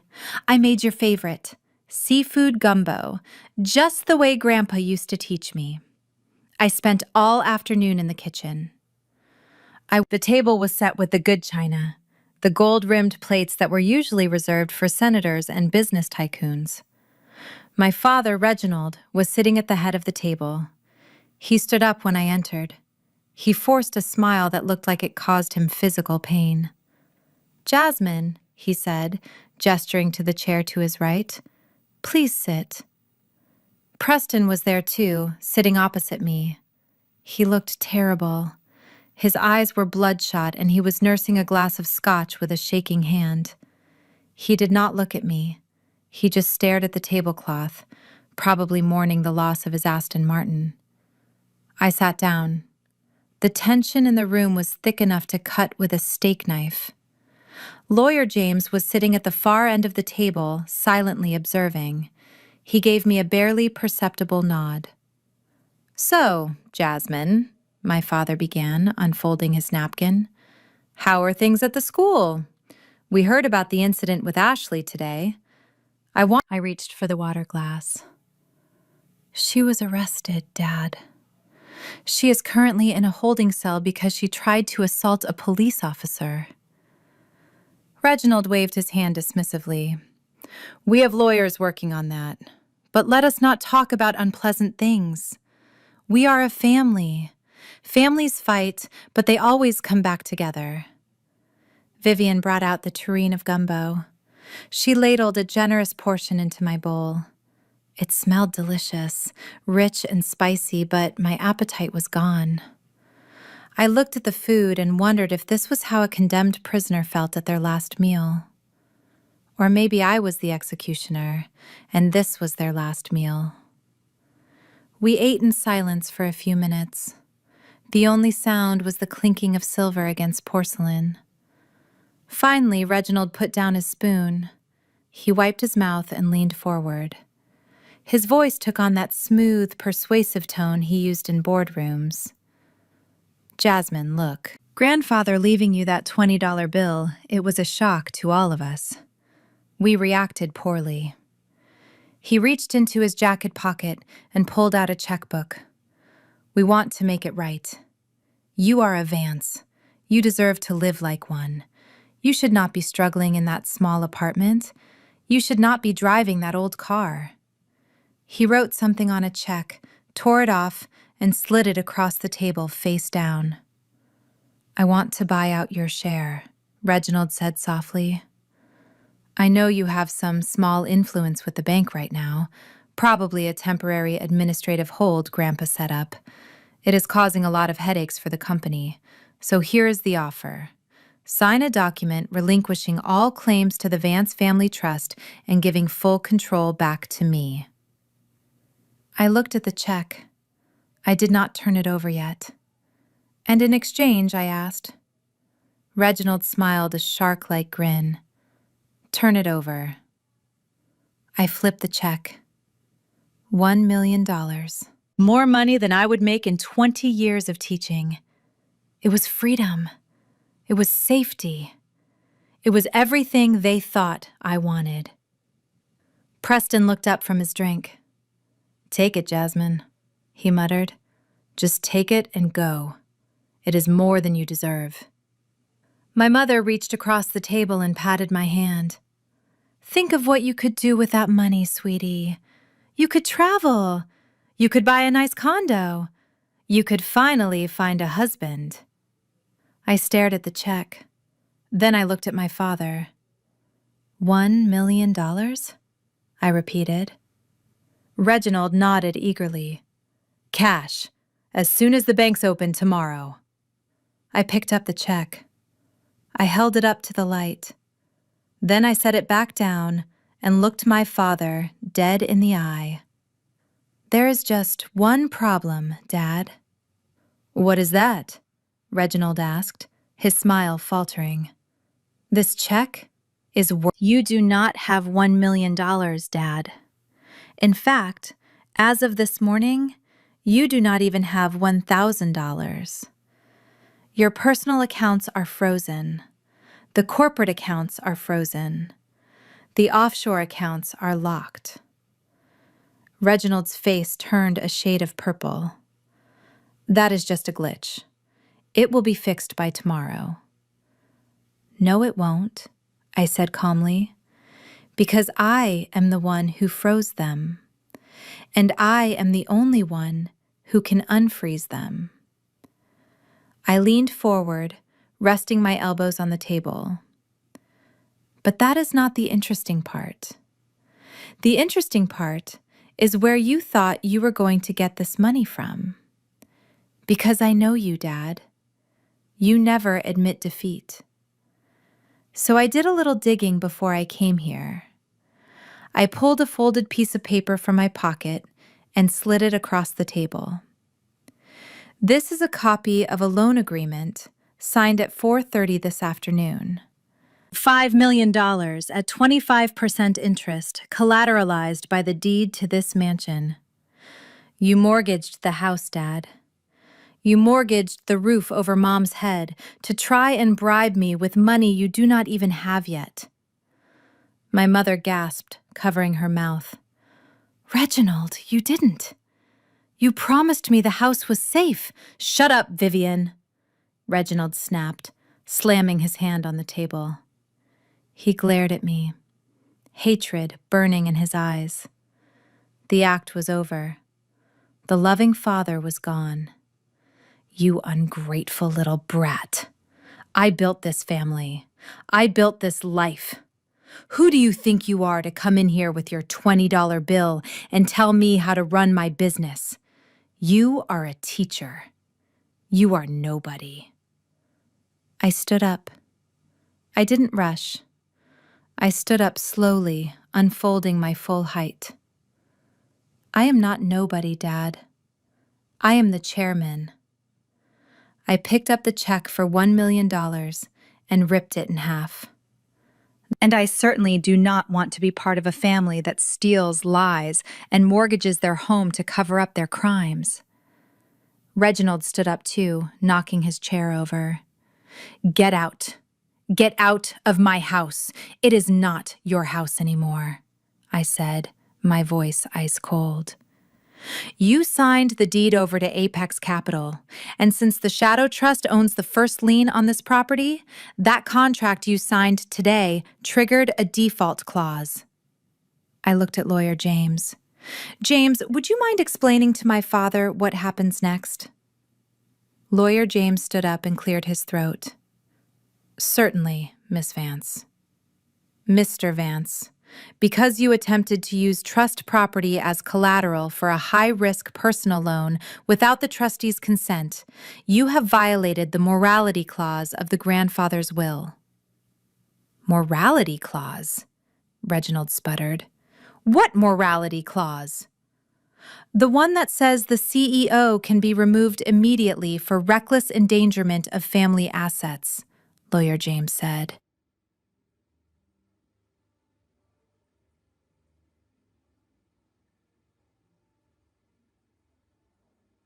I looked at my father, who is now trembling with rage and fear. You wanted to know what I want, I asked. I do not want $1 million. I walked to the head of the table. I stood right next to him. I want the seat. Reginald stared at me. You cannot be serious. You cannot run $1 billion company. Watch me, I whispered. I turned to my mother and Preston. Pack your bags. The auditors are coming tomorrow morning to inventory the estate. If anything is missing, if one spoon, one painting, or one pearl earring is gone, I will have you prosecuted for theft, just like Ashley. I walked to the door. I paused and looked back at the family dinner that had turned into a funeral for their lifestyle. The gumbo was delicious, Mom. Pity you won't be able to afford the ingredients next time. I walked out of the mansion, and I was going to clean house, starting from the top floor down.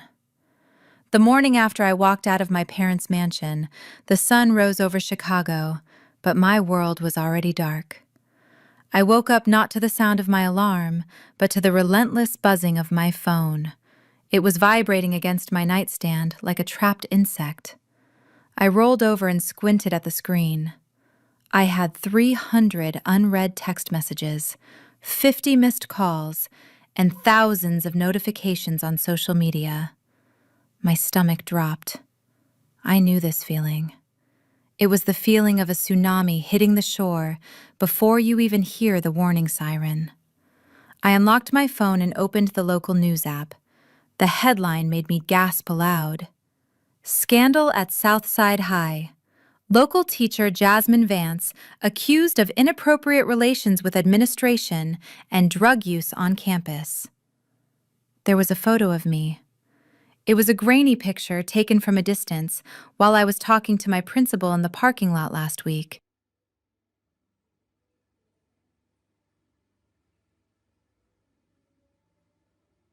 We were just discussing the budget for new textbooks. But the angle made it look intimate. It made it look like I was leaning in to whisper a secret. And next to it was another photo, a picture of me in college at a party, holding a red Solo cup, looking tired. The caption read, "Party Girl or Predator?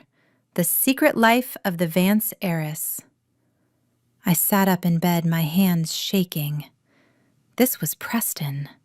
This had Preston's fingerprints all over it. He had hired a crisis management firm. He had hired the kind of people who specialize in character assassination. They knew they could not beat me in the boardroom, so they decided to destroy me in the classroom.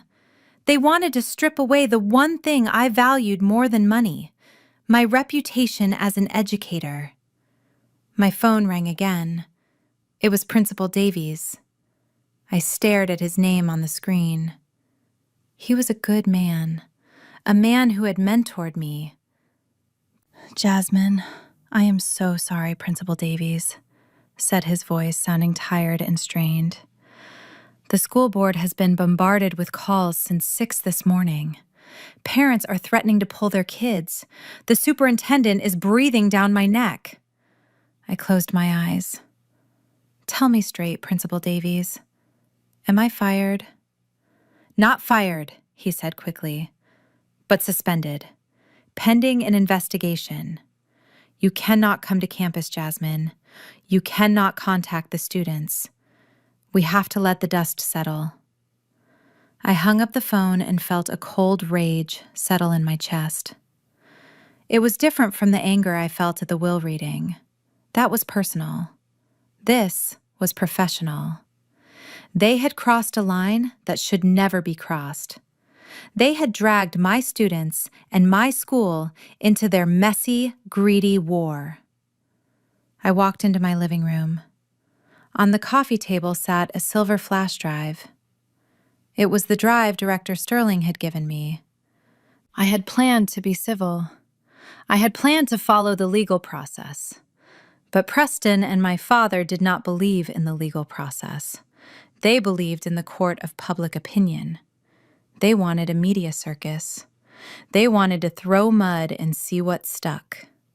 "Fine," I whispered, picking up the flash drive. "You want a circus? I will be the ringmaster." I opened my laptop. I did not log into my school email. Instead, I logged into a secure, encrypted email service. I found the contact information for the biggest investigative journalist in Chicago, a woman named Sarah Jenkins who ran the blog The Windy City Truth. She had been trying to get an interview with my father for years, but he always snubbed her, calling her a tabloid hack. I typed a subject line: "The Vance Family Financials, the Real Story." I inserted the flash drive. I selected the files. Preston wanted to talk about illicit activities. Let us talk about them. It contained copies of wire transfers totaling $5 million to the Bellagio and the Wynn casinos. It included scans of promissory notes signed by Preston, where he pledged company assets to cover his baccarat losses. But the piece de resistance was a video file. A security camera clip from a private room in a high rollers club showing Preston snorting something off a glass table while bragging about how his daddy owns the police. Then I attached a folder labeled Ashley Vance Personal Services. This was the one that would break the internet. Ashley had spent hundreds of thousands of dollars on a personal tennis coach named Marco. The invoices were billed to the Vance Industries marketing department as consulting fees, but I had the text messages. Hundreds of them. Explicit messages between Ashley and Marco detailing exactly what kind of consulting he was doing in hotel rooms while Preston was in Vegas. And finally, I attached the file on my father.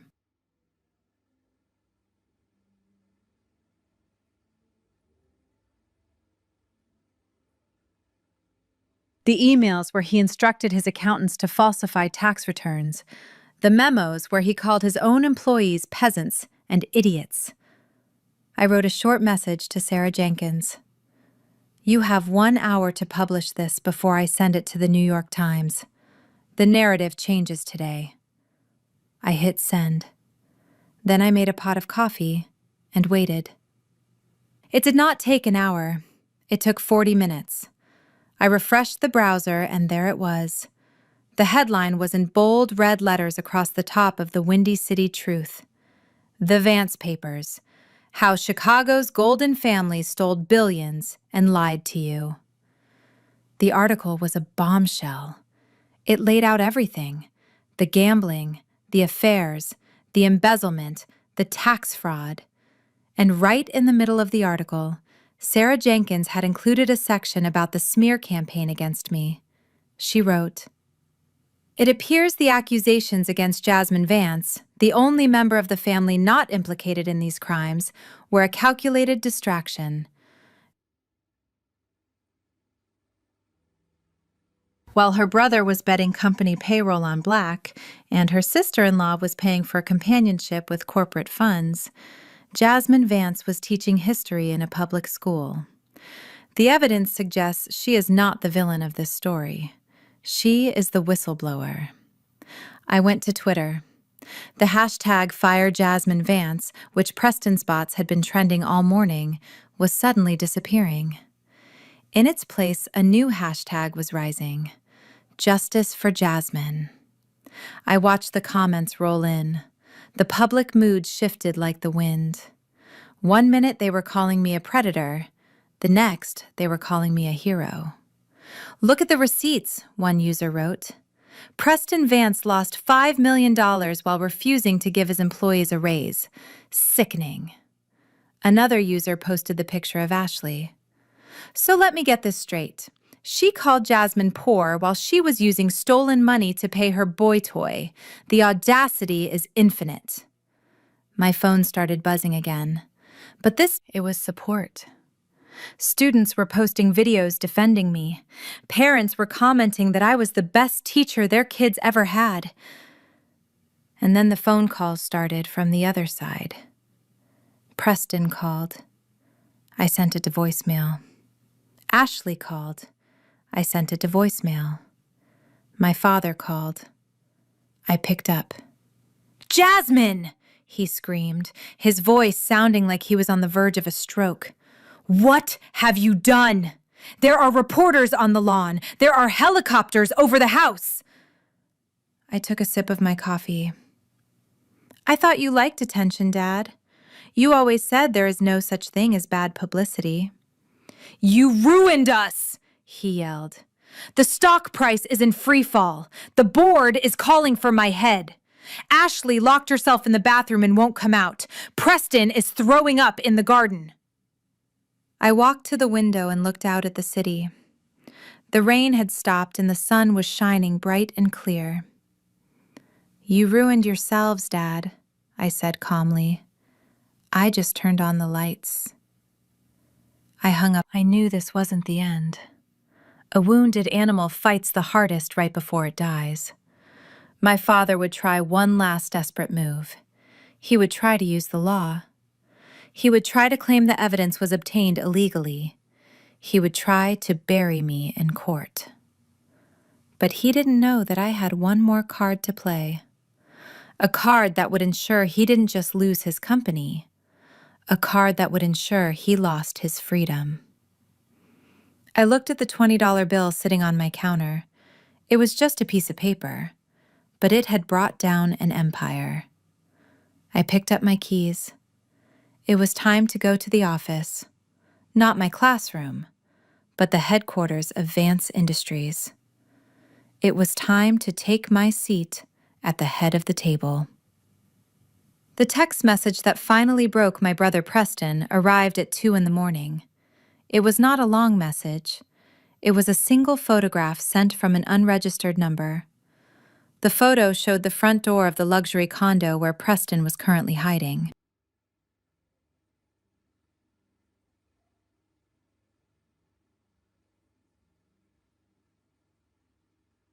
But it was not just a picture of a door. Resting on the welcome mat was a pair of rusted garden shears. Below the photo was a text that read, "You have 24 hours to pay the $5 million, or we start taking fingers, one for every million." Preston Vance was a man who had never known true fear. He had known stress when the stock market dipped.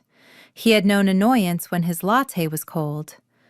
But he had never known the primal terror of being hunted. He was sitting on the floor of his bathroom, shaking so hard his teeth chattered. He had called every friend he had. He had called every contact in his phone. Nobody answered. When you are a falling star, everyone wishes upon you, but nobody catches you. He had one option left. One person who had the power to stop the bleeding. The person he had spent his entire life. It was a place with sticky floors and the smell of stale beer and regret. A place where nobody knew the name Vance and nobody cared about stock prices. I arrived 10 minutes early. I ordered a soda and sat in the back booth watching the door. When Preston walked in, I almost didn't recognize him. The golden boy of Chicago looked like a ghost. His designer suit was wrinkled and stained. He hadn't shaved in 2 days. His eyes darted around the room, scanning for danger in every shadow. He saw me and rushed over, practically collapsing into the booth opposite me. He reached for my hand, but I pulled it back. "Jasmine, thank God," Preston whispered, his voice hoarse. "You have to help me. They are going to kill me. They sent a picture of shears, Jasmine. They are going to cut off my fingers." I looked at him calmly. I did not feel satisfaction. I thought I would. I thought seeing him broken would make me happy, but it just felt sad. It was like watching a sickly animal that had been kicked too many times. I took a sip of my soda. $5 million is a lot of money, Preston. That is a lot of gambling debts. "It is not just gambling," he stammered, wiping sweat from his forehead. "I borrowed against the cars. I borrowed against the condo. I owe people you do not want to know. Please, Jasmine, unfreeze the trust, just for an hour. Let me pay them, and I promise I will disappear. I will go to Europe. You will never see me again."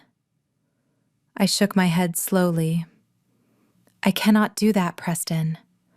The moment I unfreeze the trust, the FBI will swoop in. The accounts are evidence now. If I move money for you, I go to jail too." Preston put his head in his hands and began to sob. It was a pathetic sound.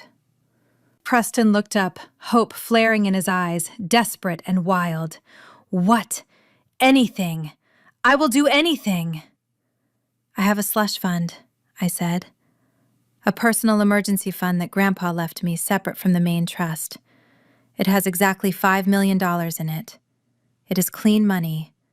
I can wire it to your creditors within the hour." Preston reached across the table, grabbing my wrist this time. "Do it. Please, Jasmine, do it. I will pay you back, I swear." "I do not want you to pay me back," I said, pulling my arm away. "I want a trade." "A trade?" Preston asked, confused. "I want Dad." Preston blinked. "What do you mean?" "I mean, I need evidence, Preston. Real evidence. I have the bank records, but Dad is slippery. He is already spinning a narrative that you and I nodded. "Exactly. He is cutting you loose. So I want you to cut him loose first. I want a confession. I want you to go to him wearing a wire. I want you to get him to admit that he authorized the fake invoices, that he knew about the Cayman accounts, that he ordered the tax fraud. Preston recoiled. I cannot do that. He is my father. He is the man who let you borrow money from the mob, I countered. He is the man who watched you drown in addiction and did nothing but hand you a shovel to dig deeper. Preston looked down at his hands. His manicured fingernails were chewed down to the quick. He thought about the garden shears. He thought about the pain. If I do this, he whispered, if I get the recording, you pay the debt. Today. I pulled out my phone and showed him the transfer screen. The money was ready. Bring me the recording, Preston, and you get to keep your fingers. He stood up. An hour later, Preston Vance walked into the temporary office my father had set up in a hotel suite. Reginald Vance was pacing the room, shouting at a team of expensive lawyers. When he saw Preston enter, he stopped. I told you not to come here, Reginald barked. You are a liability, Preston. Get out before I call the police. Preston didn't leave. He walked over to the minibar and poured himself a water. His hands were shaking, but he forced himself to focus. The small digital recorder taped to his chest felt like it was burning a hole in his skin. I am leaving, Dad, Preston said quietly. I just came to say goodbye. I am going to turn myself in. Reginald laughed, a cruel, harsh sound. Good. Go ahead. Tell them everything. Tell them how you stole from the company to play poker. I will, Preston said, turning to face his father. But I am... Reginald's face turned purple. You keep your mouth shut about that. Why? Preston pressed, stepping closer. Are you afraid they will find out about the pension fund? The $20 million you took from the workers' retirement to buy the jet? Reginald grabbed Preston by the lapels of his jacket. Listen to me, you idiot. That pension fund theft saved this company. If I hadn't cooked those books, we would have gone under 10 years ago. I did what I had to do. I falsified those returns to keep us afloat. I authorized every single transfer, and I would do it again. You are just too weak to understand the burden of leadership. Preston stood there, letting his father shake him. He looked into the eyes of the man he had worshipped his entire life and saw nothing but selfishness. You are right, Dad, Preston said softly. I am weak, but I am learning. He pulled away from his father. Goodbye, Dad.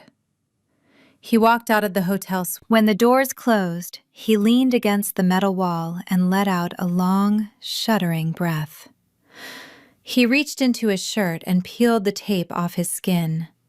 He held the tiny black device in his hand.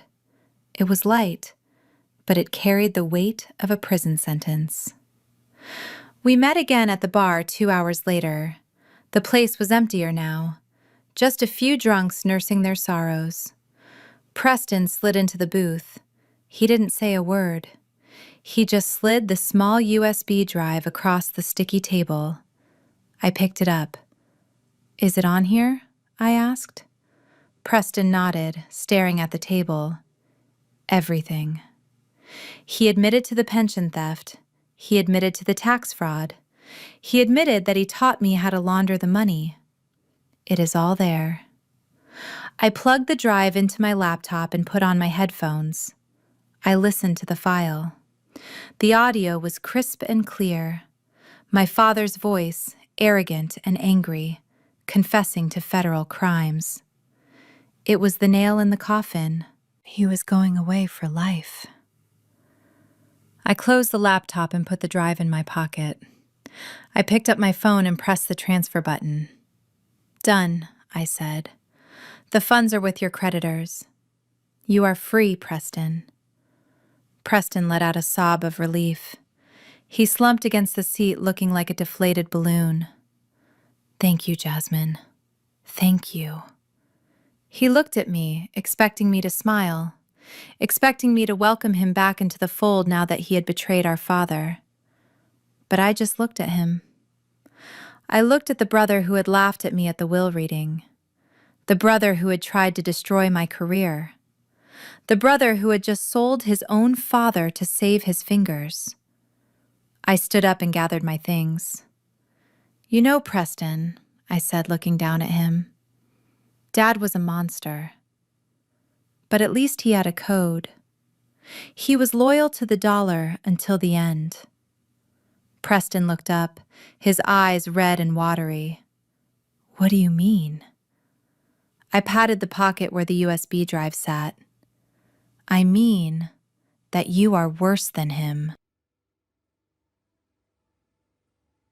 He would have burned the world down to save you, and you just sold him out for $5 million. I shook my head. You sold your father for the price of a few bad hands of poker. That is your legacy, Preston. You are not a businessman. You are just a coward. I turned and walked out of the bar. I stepped into the cool night air. The city lights were twinkling in the distance. I had the evidence. I had the power. I had won. But as I walked to my car, I didn't feel like a winner. I felt heavy. I realized that in destroying my family, I was uncovering just how rotten they truly were. Grandpa Elijah had left me $20 because he knew it was the only clean thing in the entire estate. I drove toward the FBI field office. The USB drive felt heavy in my pocket. It was time to finish this. It was time to put the Vance dynasty where it belonged, behind bars. The heavy oak doors of the Vance estate had once been a gateway to... Tonight, they felt like the entrance to a tomb. I did not knock. I did not ring the bell. I simply placed my hand on the scanner and let the heavy lock disengage with a mechanical thud. I was still the owner, after all. Behind me, Lawyer James adjusted his briefcase, and two large men in dark suits stepped forward. They were not police. Not yet. They were private security contractors, ex-military men who I had hired to ensure that the final act of this tragedy played out without violence. Or at least without violence directed at me. We walked into the living room. The curtains were drawn tight against the prying lenses of the paparazzi helicopters that had been circling all afternoon. The room smelled of stale bourbon and fear. My family was gathered there, sitting on the plush velvet sofas like mourners at a wake. Reginald sat with his head in his hands, his tie undone, his shirt rumpled. Preston was pacing by the fireplace, nursing a glass of amber liquid.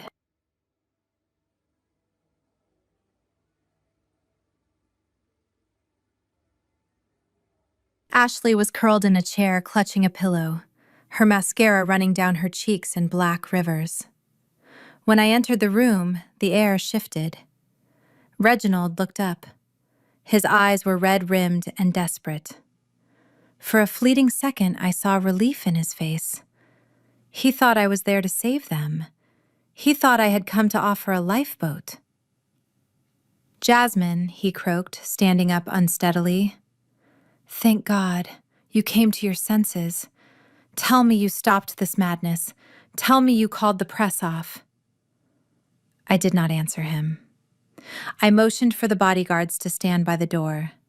I walked to the center of the room.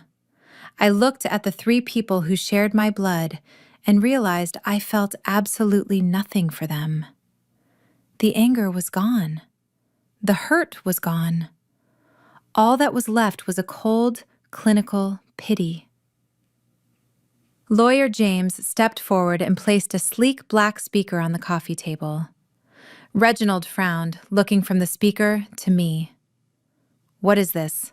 We do not have time for games, Jasmine. The SEC is opening an investigation tomorrow. We need to get our story straight. We need to present a united front. He looked at Preston. Preston and I have been talking. We have a plan. We are going to blame the CFO. We will say he rogue. We will say he misled us. It is the only way to save the family name. Preston nodded vigorously, avoiding my eyes. That is right. It was the CFO. We were victims, Jasmine, just like you. I looked at Preston. The cowardice radiating off him was almost nauseating. He was ready to send an innocent man to prison to save his own skin just hours after he had sold his own father to save his fingers. I shook my head slowly. There is no united front, Dad. There is no family name to save. I pressed the play button on the speaker. The voice that filled the room was crystal clear. It was Preston's voice, recorded just hours ago in the bar. Dad knew everything. He looked at the speaker, then he looked at Preston. His mouth opened, but no sound came out. The recording continued. Preston's voice was whining, desperate. He falsified the tax returns. He took the pension money to buy the jet. He told me that if I did not sign the papers, he would cut me off. He is the mastermind, Jasmine. I was just following orders. The silence that followed was heavy and suffocating. Preston shrank back against the fireplace mantel, gripping his glass so hard his knuckles turned white. Reginald turned to his son slowly. His face was a mask of disbelief that quickly morphed into a rage so pure it was terrifying. "You sold me out," Reginald whispered. His voice was trembling. "I gave you everything. I gave you a life most men only dream of. I covered your debts. I hid your mistakes. And you?" It happened so fast, the bodyguards barely had time to react. Reginald crossed the room and struck Preston across the face with an open palm. The sound of the slap cracked through the room like a gunshot. Preston stumbled back, dropping his glass. It shattered on the hearth, spraying bourbon and shards of crystal everywhere. "You traitor!" Reginald screamed, grabbing Preston by the lapels of his ruined suit. "You spineless little worm. I should have left you in that jail cell in Vegas 5 years ago." Ashley screamed, jumping up from her chair. "Stop it! Stop it, both of you!" She turned to me, her eyes wild. "Look what you are doing. You are destroying us. Are you happy now? Are you happy that you turned father against son?" I looked at her calmly. "I did not turn them against each other, Ashley. I just removed the money that was gluing them together. Without the money, you are not a family." This time, it was Reginald's voice filling the room. It was the recording from the bugged office phone, the one from the audit files. "Ashley is a liability. Her spending is out of control. If the auditors come close, we cut her loose. We say she embezzled the funds without our knowledge. We throw her to the wolves to save the core business." Ashley stopped screaming. She stared at the speaker, then she stared at Reginald. "You what?" she whispered. "You are going to frame me?" Reginald released Preston and spun around, panting. "Ashley, listen. That was just a contingency plan. It was hypothetical." Ashley let out a hysterical laugh. "Hypothetical? You old monster. I cooked your dinners. I hosted your galas. I lied for you to the press. And you were going to send me to prison?" She turned on Preston, hitting him on the chest with her fists. "And you knew! You knew he was going to do this to me, and you said nothing. There is nothing left," Preston yelled, pushing her away. "Can't you get that through your thick skull? There is nothing left to split. It is all gone. The room descended into chaos. Reginald was shouting at Preston. Preston was shouting at Ashley. Ashley was screaming about her wasted youth. They were like a pack of wolves that had run out of meat and were now turning to eat their own. Enough! My voice was not loud, but it cut through the noise like a blade. They stopped panting, looking at me. They seemed to remember suddenly that I was there, that I was the one holding the keys. I walked to the coffee table. I reached into my pocket and pulled out the $20 bill. It was soft now, almost fabric-like from how many times I had held it. The edges were fraying. The ink was faded. I smoothed it out and placed it gently on the polished wood surface, right next to the high-tech speaker. "Look at this," I said, pointing to the bill. They looked.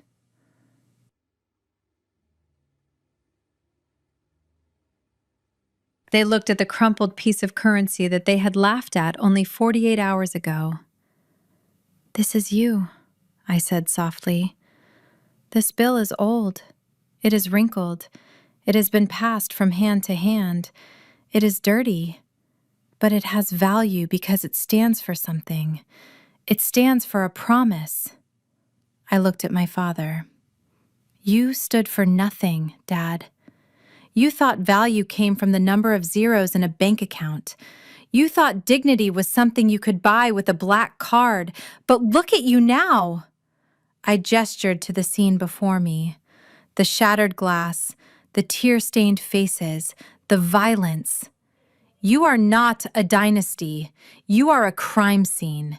You are cheap, you are crumpled, and unlike this bill, you have no value left. Reginald slumped onto the sofa, burying his face in his hands. He looked small. He looked defeated. The arrogance that had fueled him for 60 years had finally run dry. "What do you want, Jasmine?" he whispered. "You have won. We are destroyed. What more do you want?" I looked at Lawyer James. He opened his briefcase and took out 3 thick envelopes. He placed them on the table next to the $20 bill. "These are plea deals," I said. They looked up, confusion warring with fear in their eyes. "I have spoken to the district attorney," I explained. "I handed over the audit files this morning, but I held back the recordings. I held back the proof of intent." Reginald sat up. "Why?" "Because Grandpa built this name," I said, my voice catching slightly. "And as much as I hate what you have done to it, I do not want the name Vance to be synonymous with a circus trial that drags on for years." I pointed to the envelopes. "You have a choice. Tonight, right now, you can take these envelopes. Inside is a confession agreement. You surrender to the FBI tomorrow morning voluntarily. You plead guilty to fraud and embezzlement. You accept the minimum sentences. Dad gets 10 years, Preston gets 5.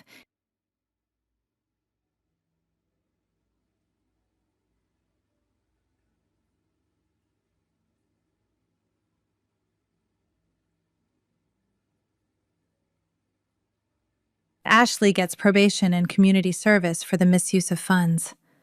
Ashley began to cry again, quietly this time. "Or," I asked, my voice dropping to a whisper, "or I walk out of here and I send these recordings to Sarah Jenkins at the Windy City Truth.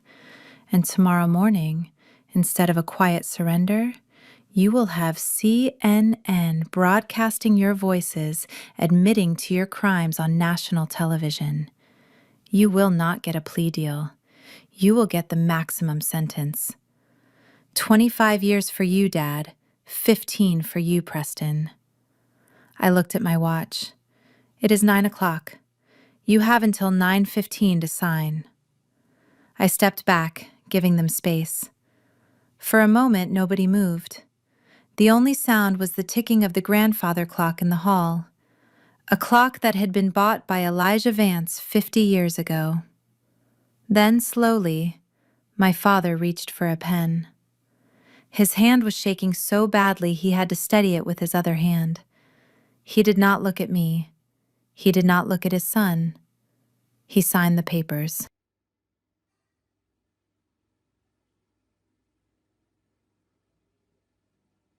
He pushed the envelope across the table. "Done," he whispered. Preston signed next, wiping tears from his face. Ashley signed last, her hand trembling as she realized her life of luxury was officially over. Lawyer James collected the papers. He checked the signatures. He nodded to me. I picked up the $20 bill. I put it back in my pocket. I turned to leave. "Jasmine," my father called out.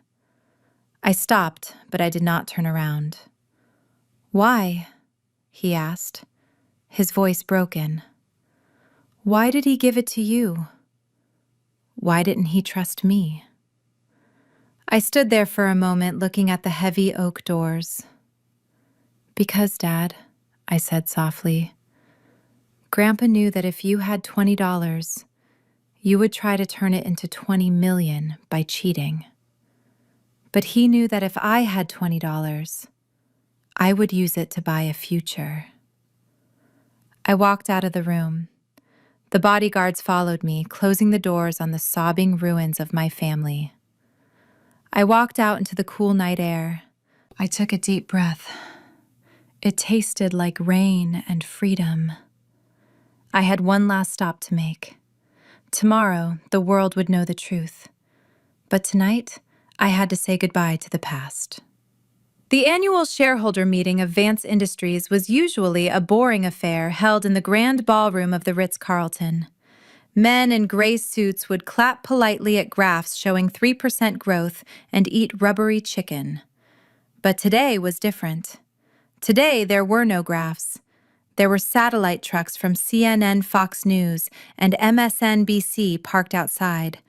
There were hundreds of reporters shouting questions. And inside, the atmosphere was not one of celebration, but of a public execution. My father, Reginald Vance, stood at the podium. He was wearing his best suit and a layer of makeup so thick it looked like a mask trying to hide the gray pallor of his skin. He was sweating under the hot studio lights. He gripped the sides of the lectern as if it were the only thing keeping him upright.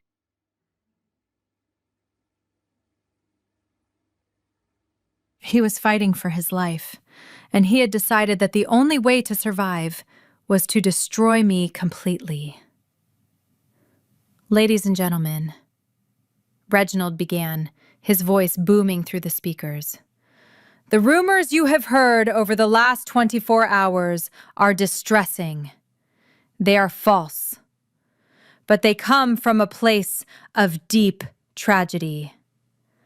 My daughter, Jasmine Vance, has suffered a psychotic break.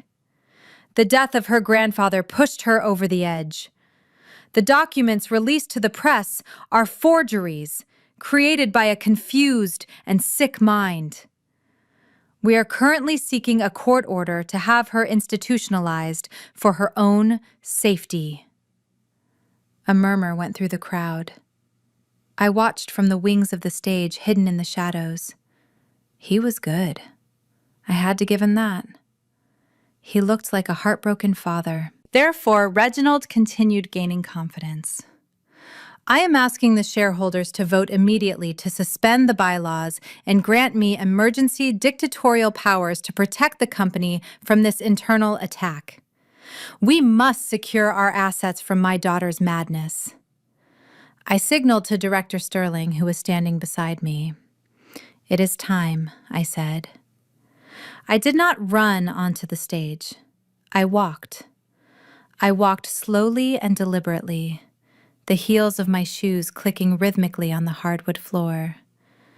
The sound was amplified by the acoustics of the room.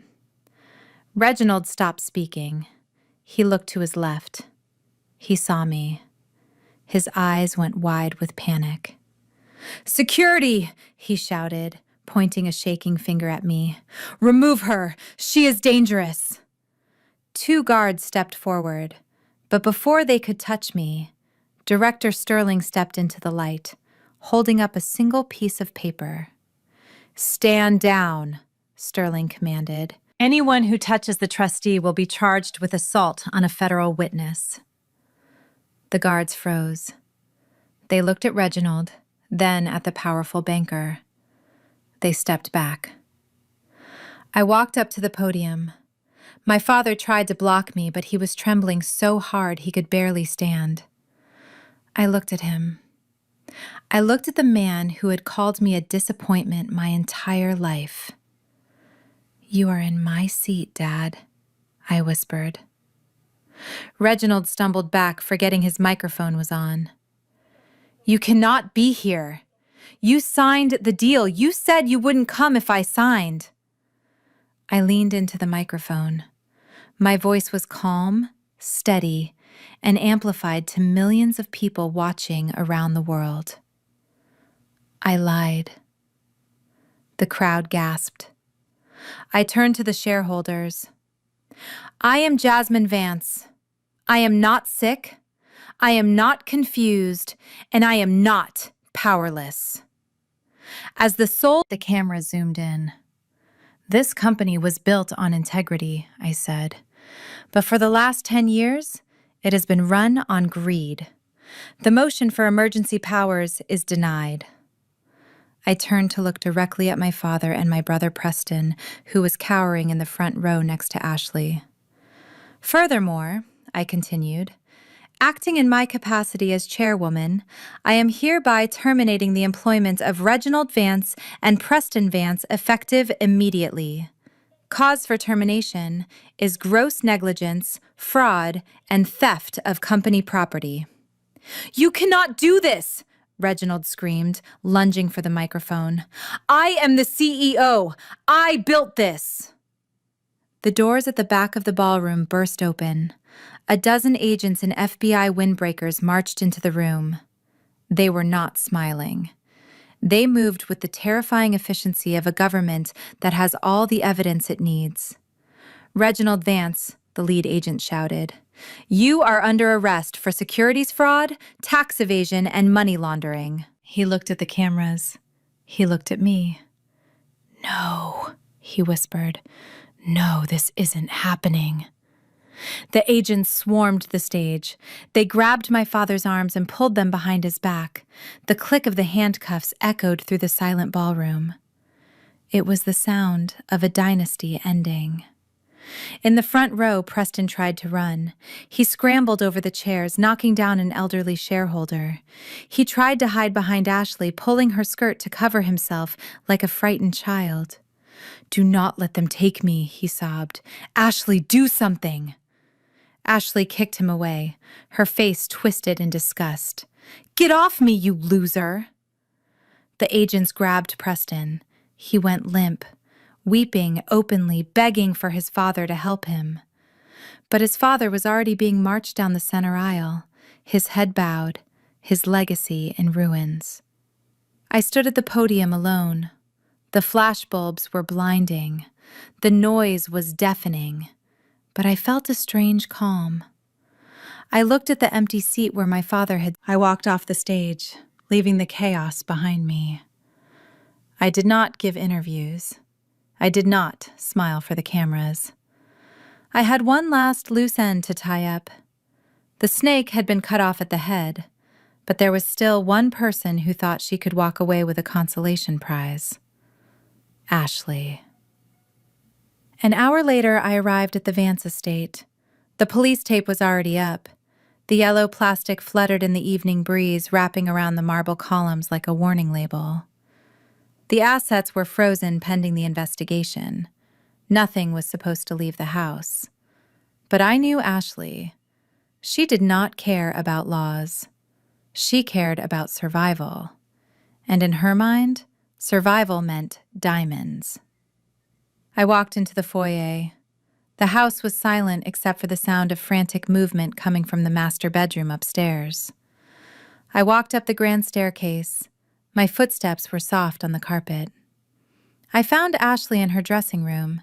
She had a Louis Vuitton duffel bag open on the bed.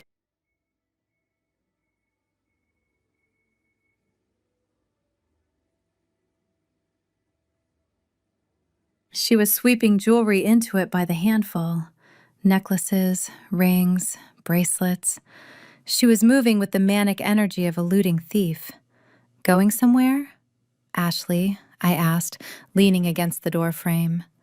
Ashley screamed and spun around, dropping a diamond tiara. She clutched the bag to her chest, breathing hard. "Jasmine," she hissed, "you startled me. I was just packing my personal items.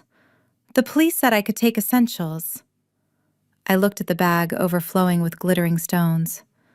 "Since when are tiaras essential, Ashley?" "These are mine," she snapped, her eyes darting around the room looking for an exit. "Your grandfather left them to me. It was in the will. The Eleanor collection. $5 million worth of diamonds. They are my property and I am taking them. I need to sell them to pay for a lawyer and for a divorce." She zipped the bag shut. "Move out of my way, Jasmine. You took the company, you took the house, you took my husband. You are not taking these."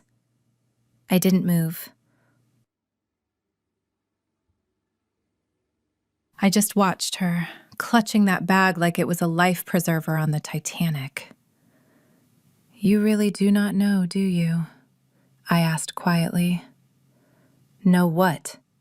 Ashley spat, adjusting the strap on her shoulder. I walked into the room. I picked up the tiara she had dropped. It sparkled beautifully under the chandelier lights. It looked heavy. It looked expensive. "Grandpa Elijah was a smart man," I said, turning the tiara over in my hands.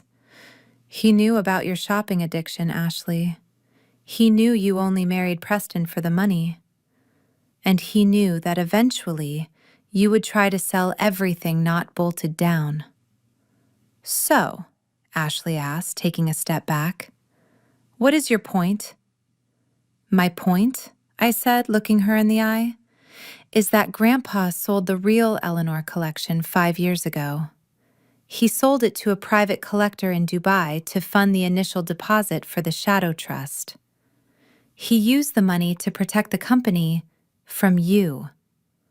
Ashley's face went pale. "That is a lie. These are real." I tossed the tiara to her. She caught it, fumbling. "Catch," I said. It felt light, didn't it? Too light for platinum and diamonds. Ashley looked down at the crown in her hands. She ran her thumb over the stones. "These are high-quality cubic zirconia set in silver," I explained. "Costume jewelry. Very expensive costume jewelry. Probably worth a few $1,000s for the whole set, but certainly not 5 million. You have been parading around town for 5 years wearing glass, Ashley, and you never even noticed because you do not know quality. You only know price tags." "No," Ashley whispered. "No, that is impossible." She ripped the bag open. She pulled out a heavy necklace. She ran to the mirror and scratched the stone against the glass. Real diamonds scratch glass. The stone slid across the mirror, leaving no mark. It just made a screeching sound like fingernails on a chalkboard. Ashley let out a wail that sounded like a wounded animal. She fell to her knees, sifting through the pile of fake jewels. "It is all glass," she sobbed, picking up ring after ring. "It is all fake, just like me." The sound of sirens grew louder outside. Blue and red lights flashed through the bedroom window, illuminating Ashley on the floor, surrounded by her worthless treasure. I walked to the window and looked down. 2 police cruisers had pulled up. "I warned you not to steal sealed assets," I said. "Attempting to remove property from a crime scene is a felony, Ashley, even if that property is just glass." Ashley looked up at me, mascara streaming down her face. "Please, Jasmine, don't let them take me. I have nothing. Preston is gone. The money is gone. This was all I had." I looked at her. I remembered how she had thrown my books into the trash. I remembered how I turned and walked out of the room as the police officers ran up the stairs. "Please, Jasmine," she screamed after me. "We are family."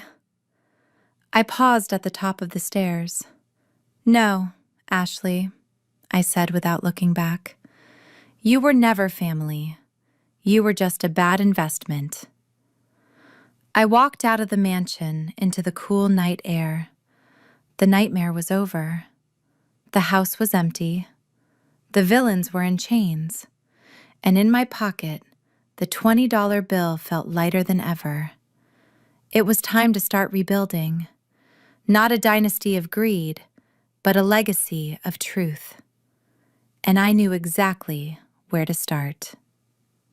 6 months had passed since the FBI raided the ballroom, and the name Vance became synonymous with the biggest corporate scandal in Chicago history.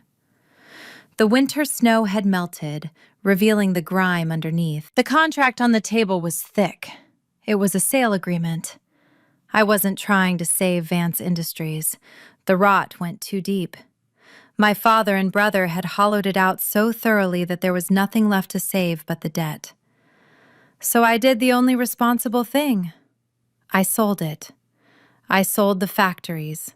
I sold the office towers. I sold the patent portfolio. I sold it all for a fraction of what my father claimed it was worth, but enough to cover the one thing that mattered: the people. The proceeds from the sale went directly into a prioritized escrow account. Every cent of the stolen pension fund was restored. Every vendor who had been stiffed by my brother was paid in full, and every employee received a severance package that would keep them safe while they found new jobs. When I signed the final document, the CEO of Harrington looked at me with respect. "You could have kept the brand, Jasmine. You could have rebranded and kept the profits." I shook my head. "The brand is poison."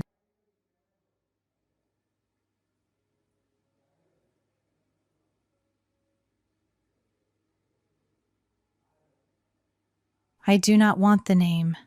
I only want the peace."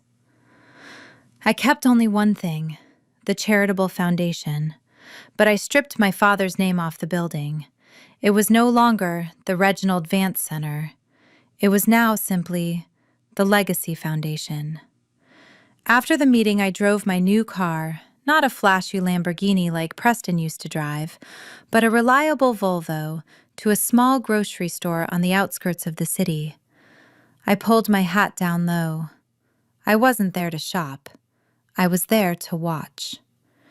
In aisle 4, scanning a carton of milk and a bag of frozen peas, was a woman with graying hair and a tired face. She wore a green vest that was 2 sizes too big. It was my mother, Vivian. The court had seized everything: the mansion, the jewelry, even the clothes. My mother, who had once thrown a tantrum because a waiter brought her tap water instead of sparkling, was now asking customers if they wanted paper or plastic. I stood by the magazine rack watching her. I waited to feel guilt.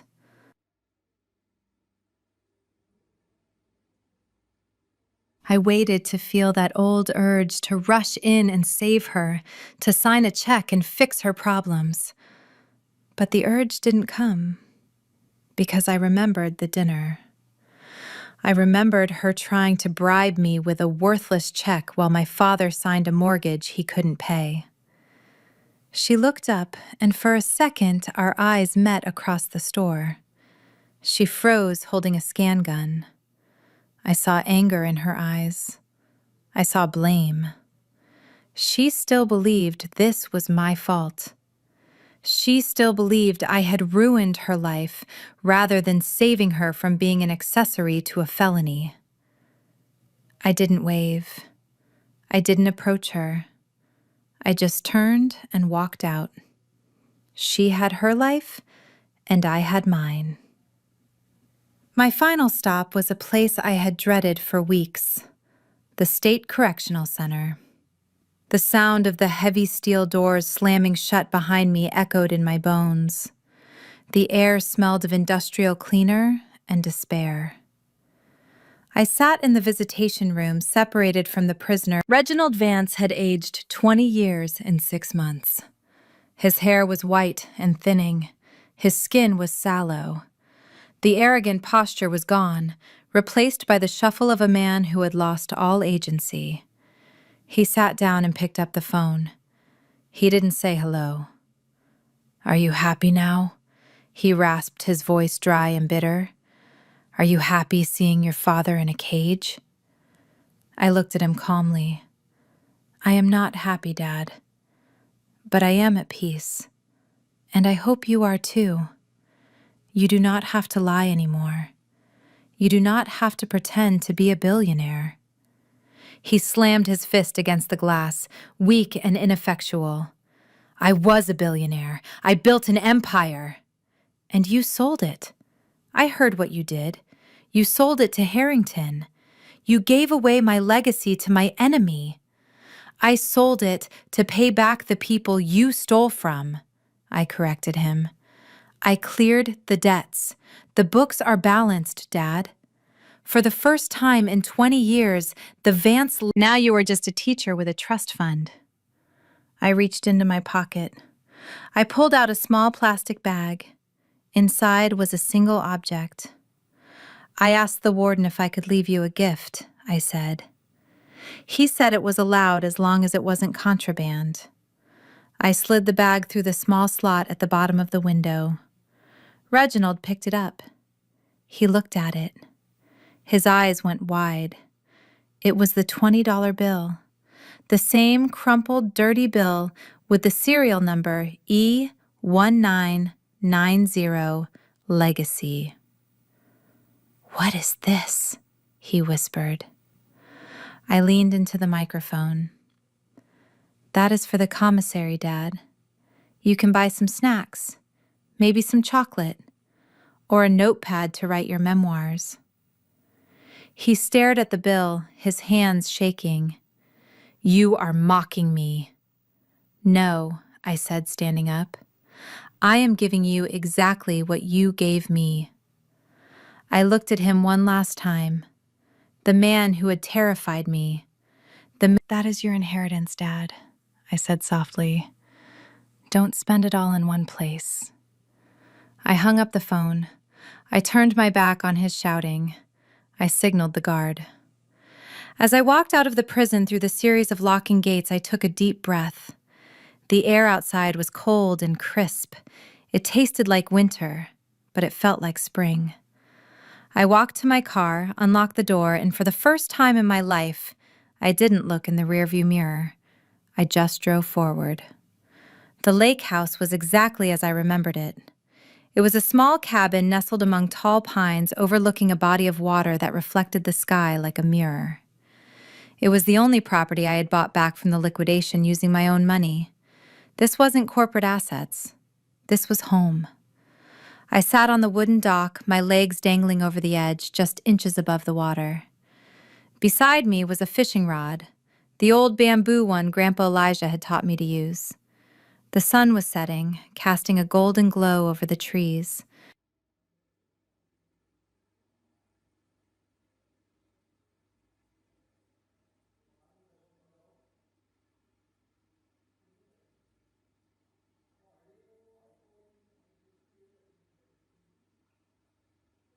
I had set up a camera on a tripod behind me. The red light was blinking, recording the final entry in my video diary. "Hello, everyone," I said, addressing the lens, but really addressing the millions of people who had followed my story. "I am Jasmine Vance. It has been 6 months since the storm broke. A lot of you have asked me what happened to the money, the billions that were on paper. The answer is simple. It never really existed. It was an illusion built on debt and lies. I picked up a stone and skipped it across the water. 1, 2, 3 skips. But out of the wreckage, we built something real. Today, I am officially launching the $20 Scholarship Fund. I smiled at the camera. This isn't a scholarship for the students with the perfect grades or the rich parents. This is a scholarship for the black sheep, for the kids who sit in the back of the class, for the ones who have been told they are disappointments,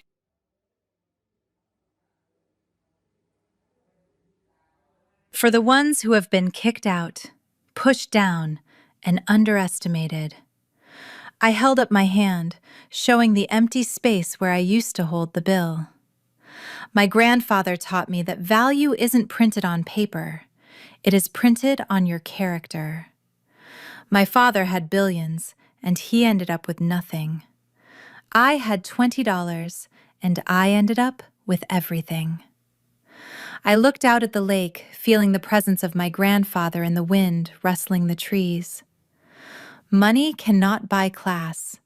It cannot buy loyalty, and it certainly cannot buy a legacy.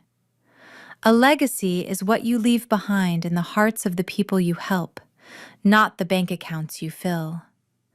I reached for the fishing rod and cast the line into the water.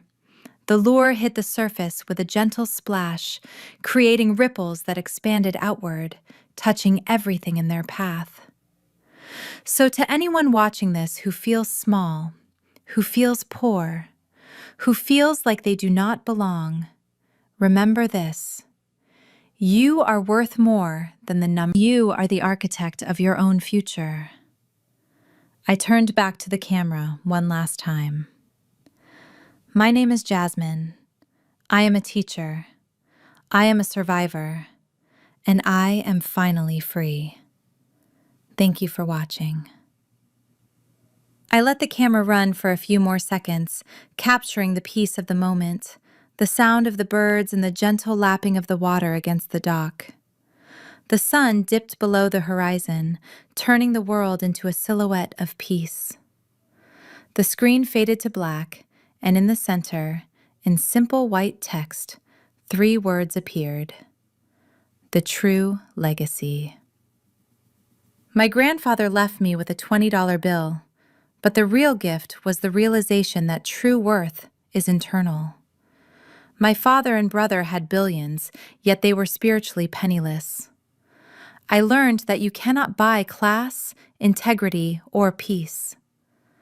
When the world tries to define you by your possessions, remember that standing up to toxic family is terrifying, but breaking free is the only way to build a life that is authentically yours. A legacy isn't what you own, it's who you are. If you believe in choosing truth over greed, hit like and subscribe, and tell me in the comments, what is the most valuable lesson you have learned the hard way?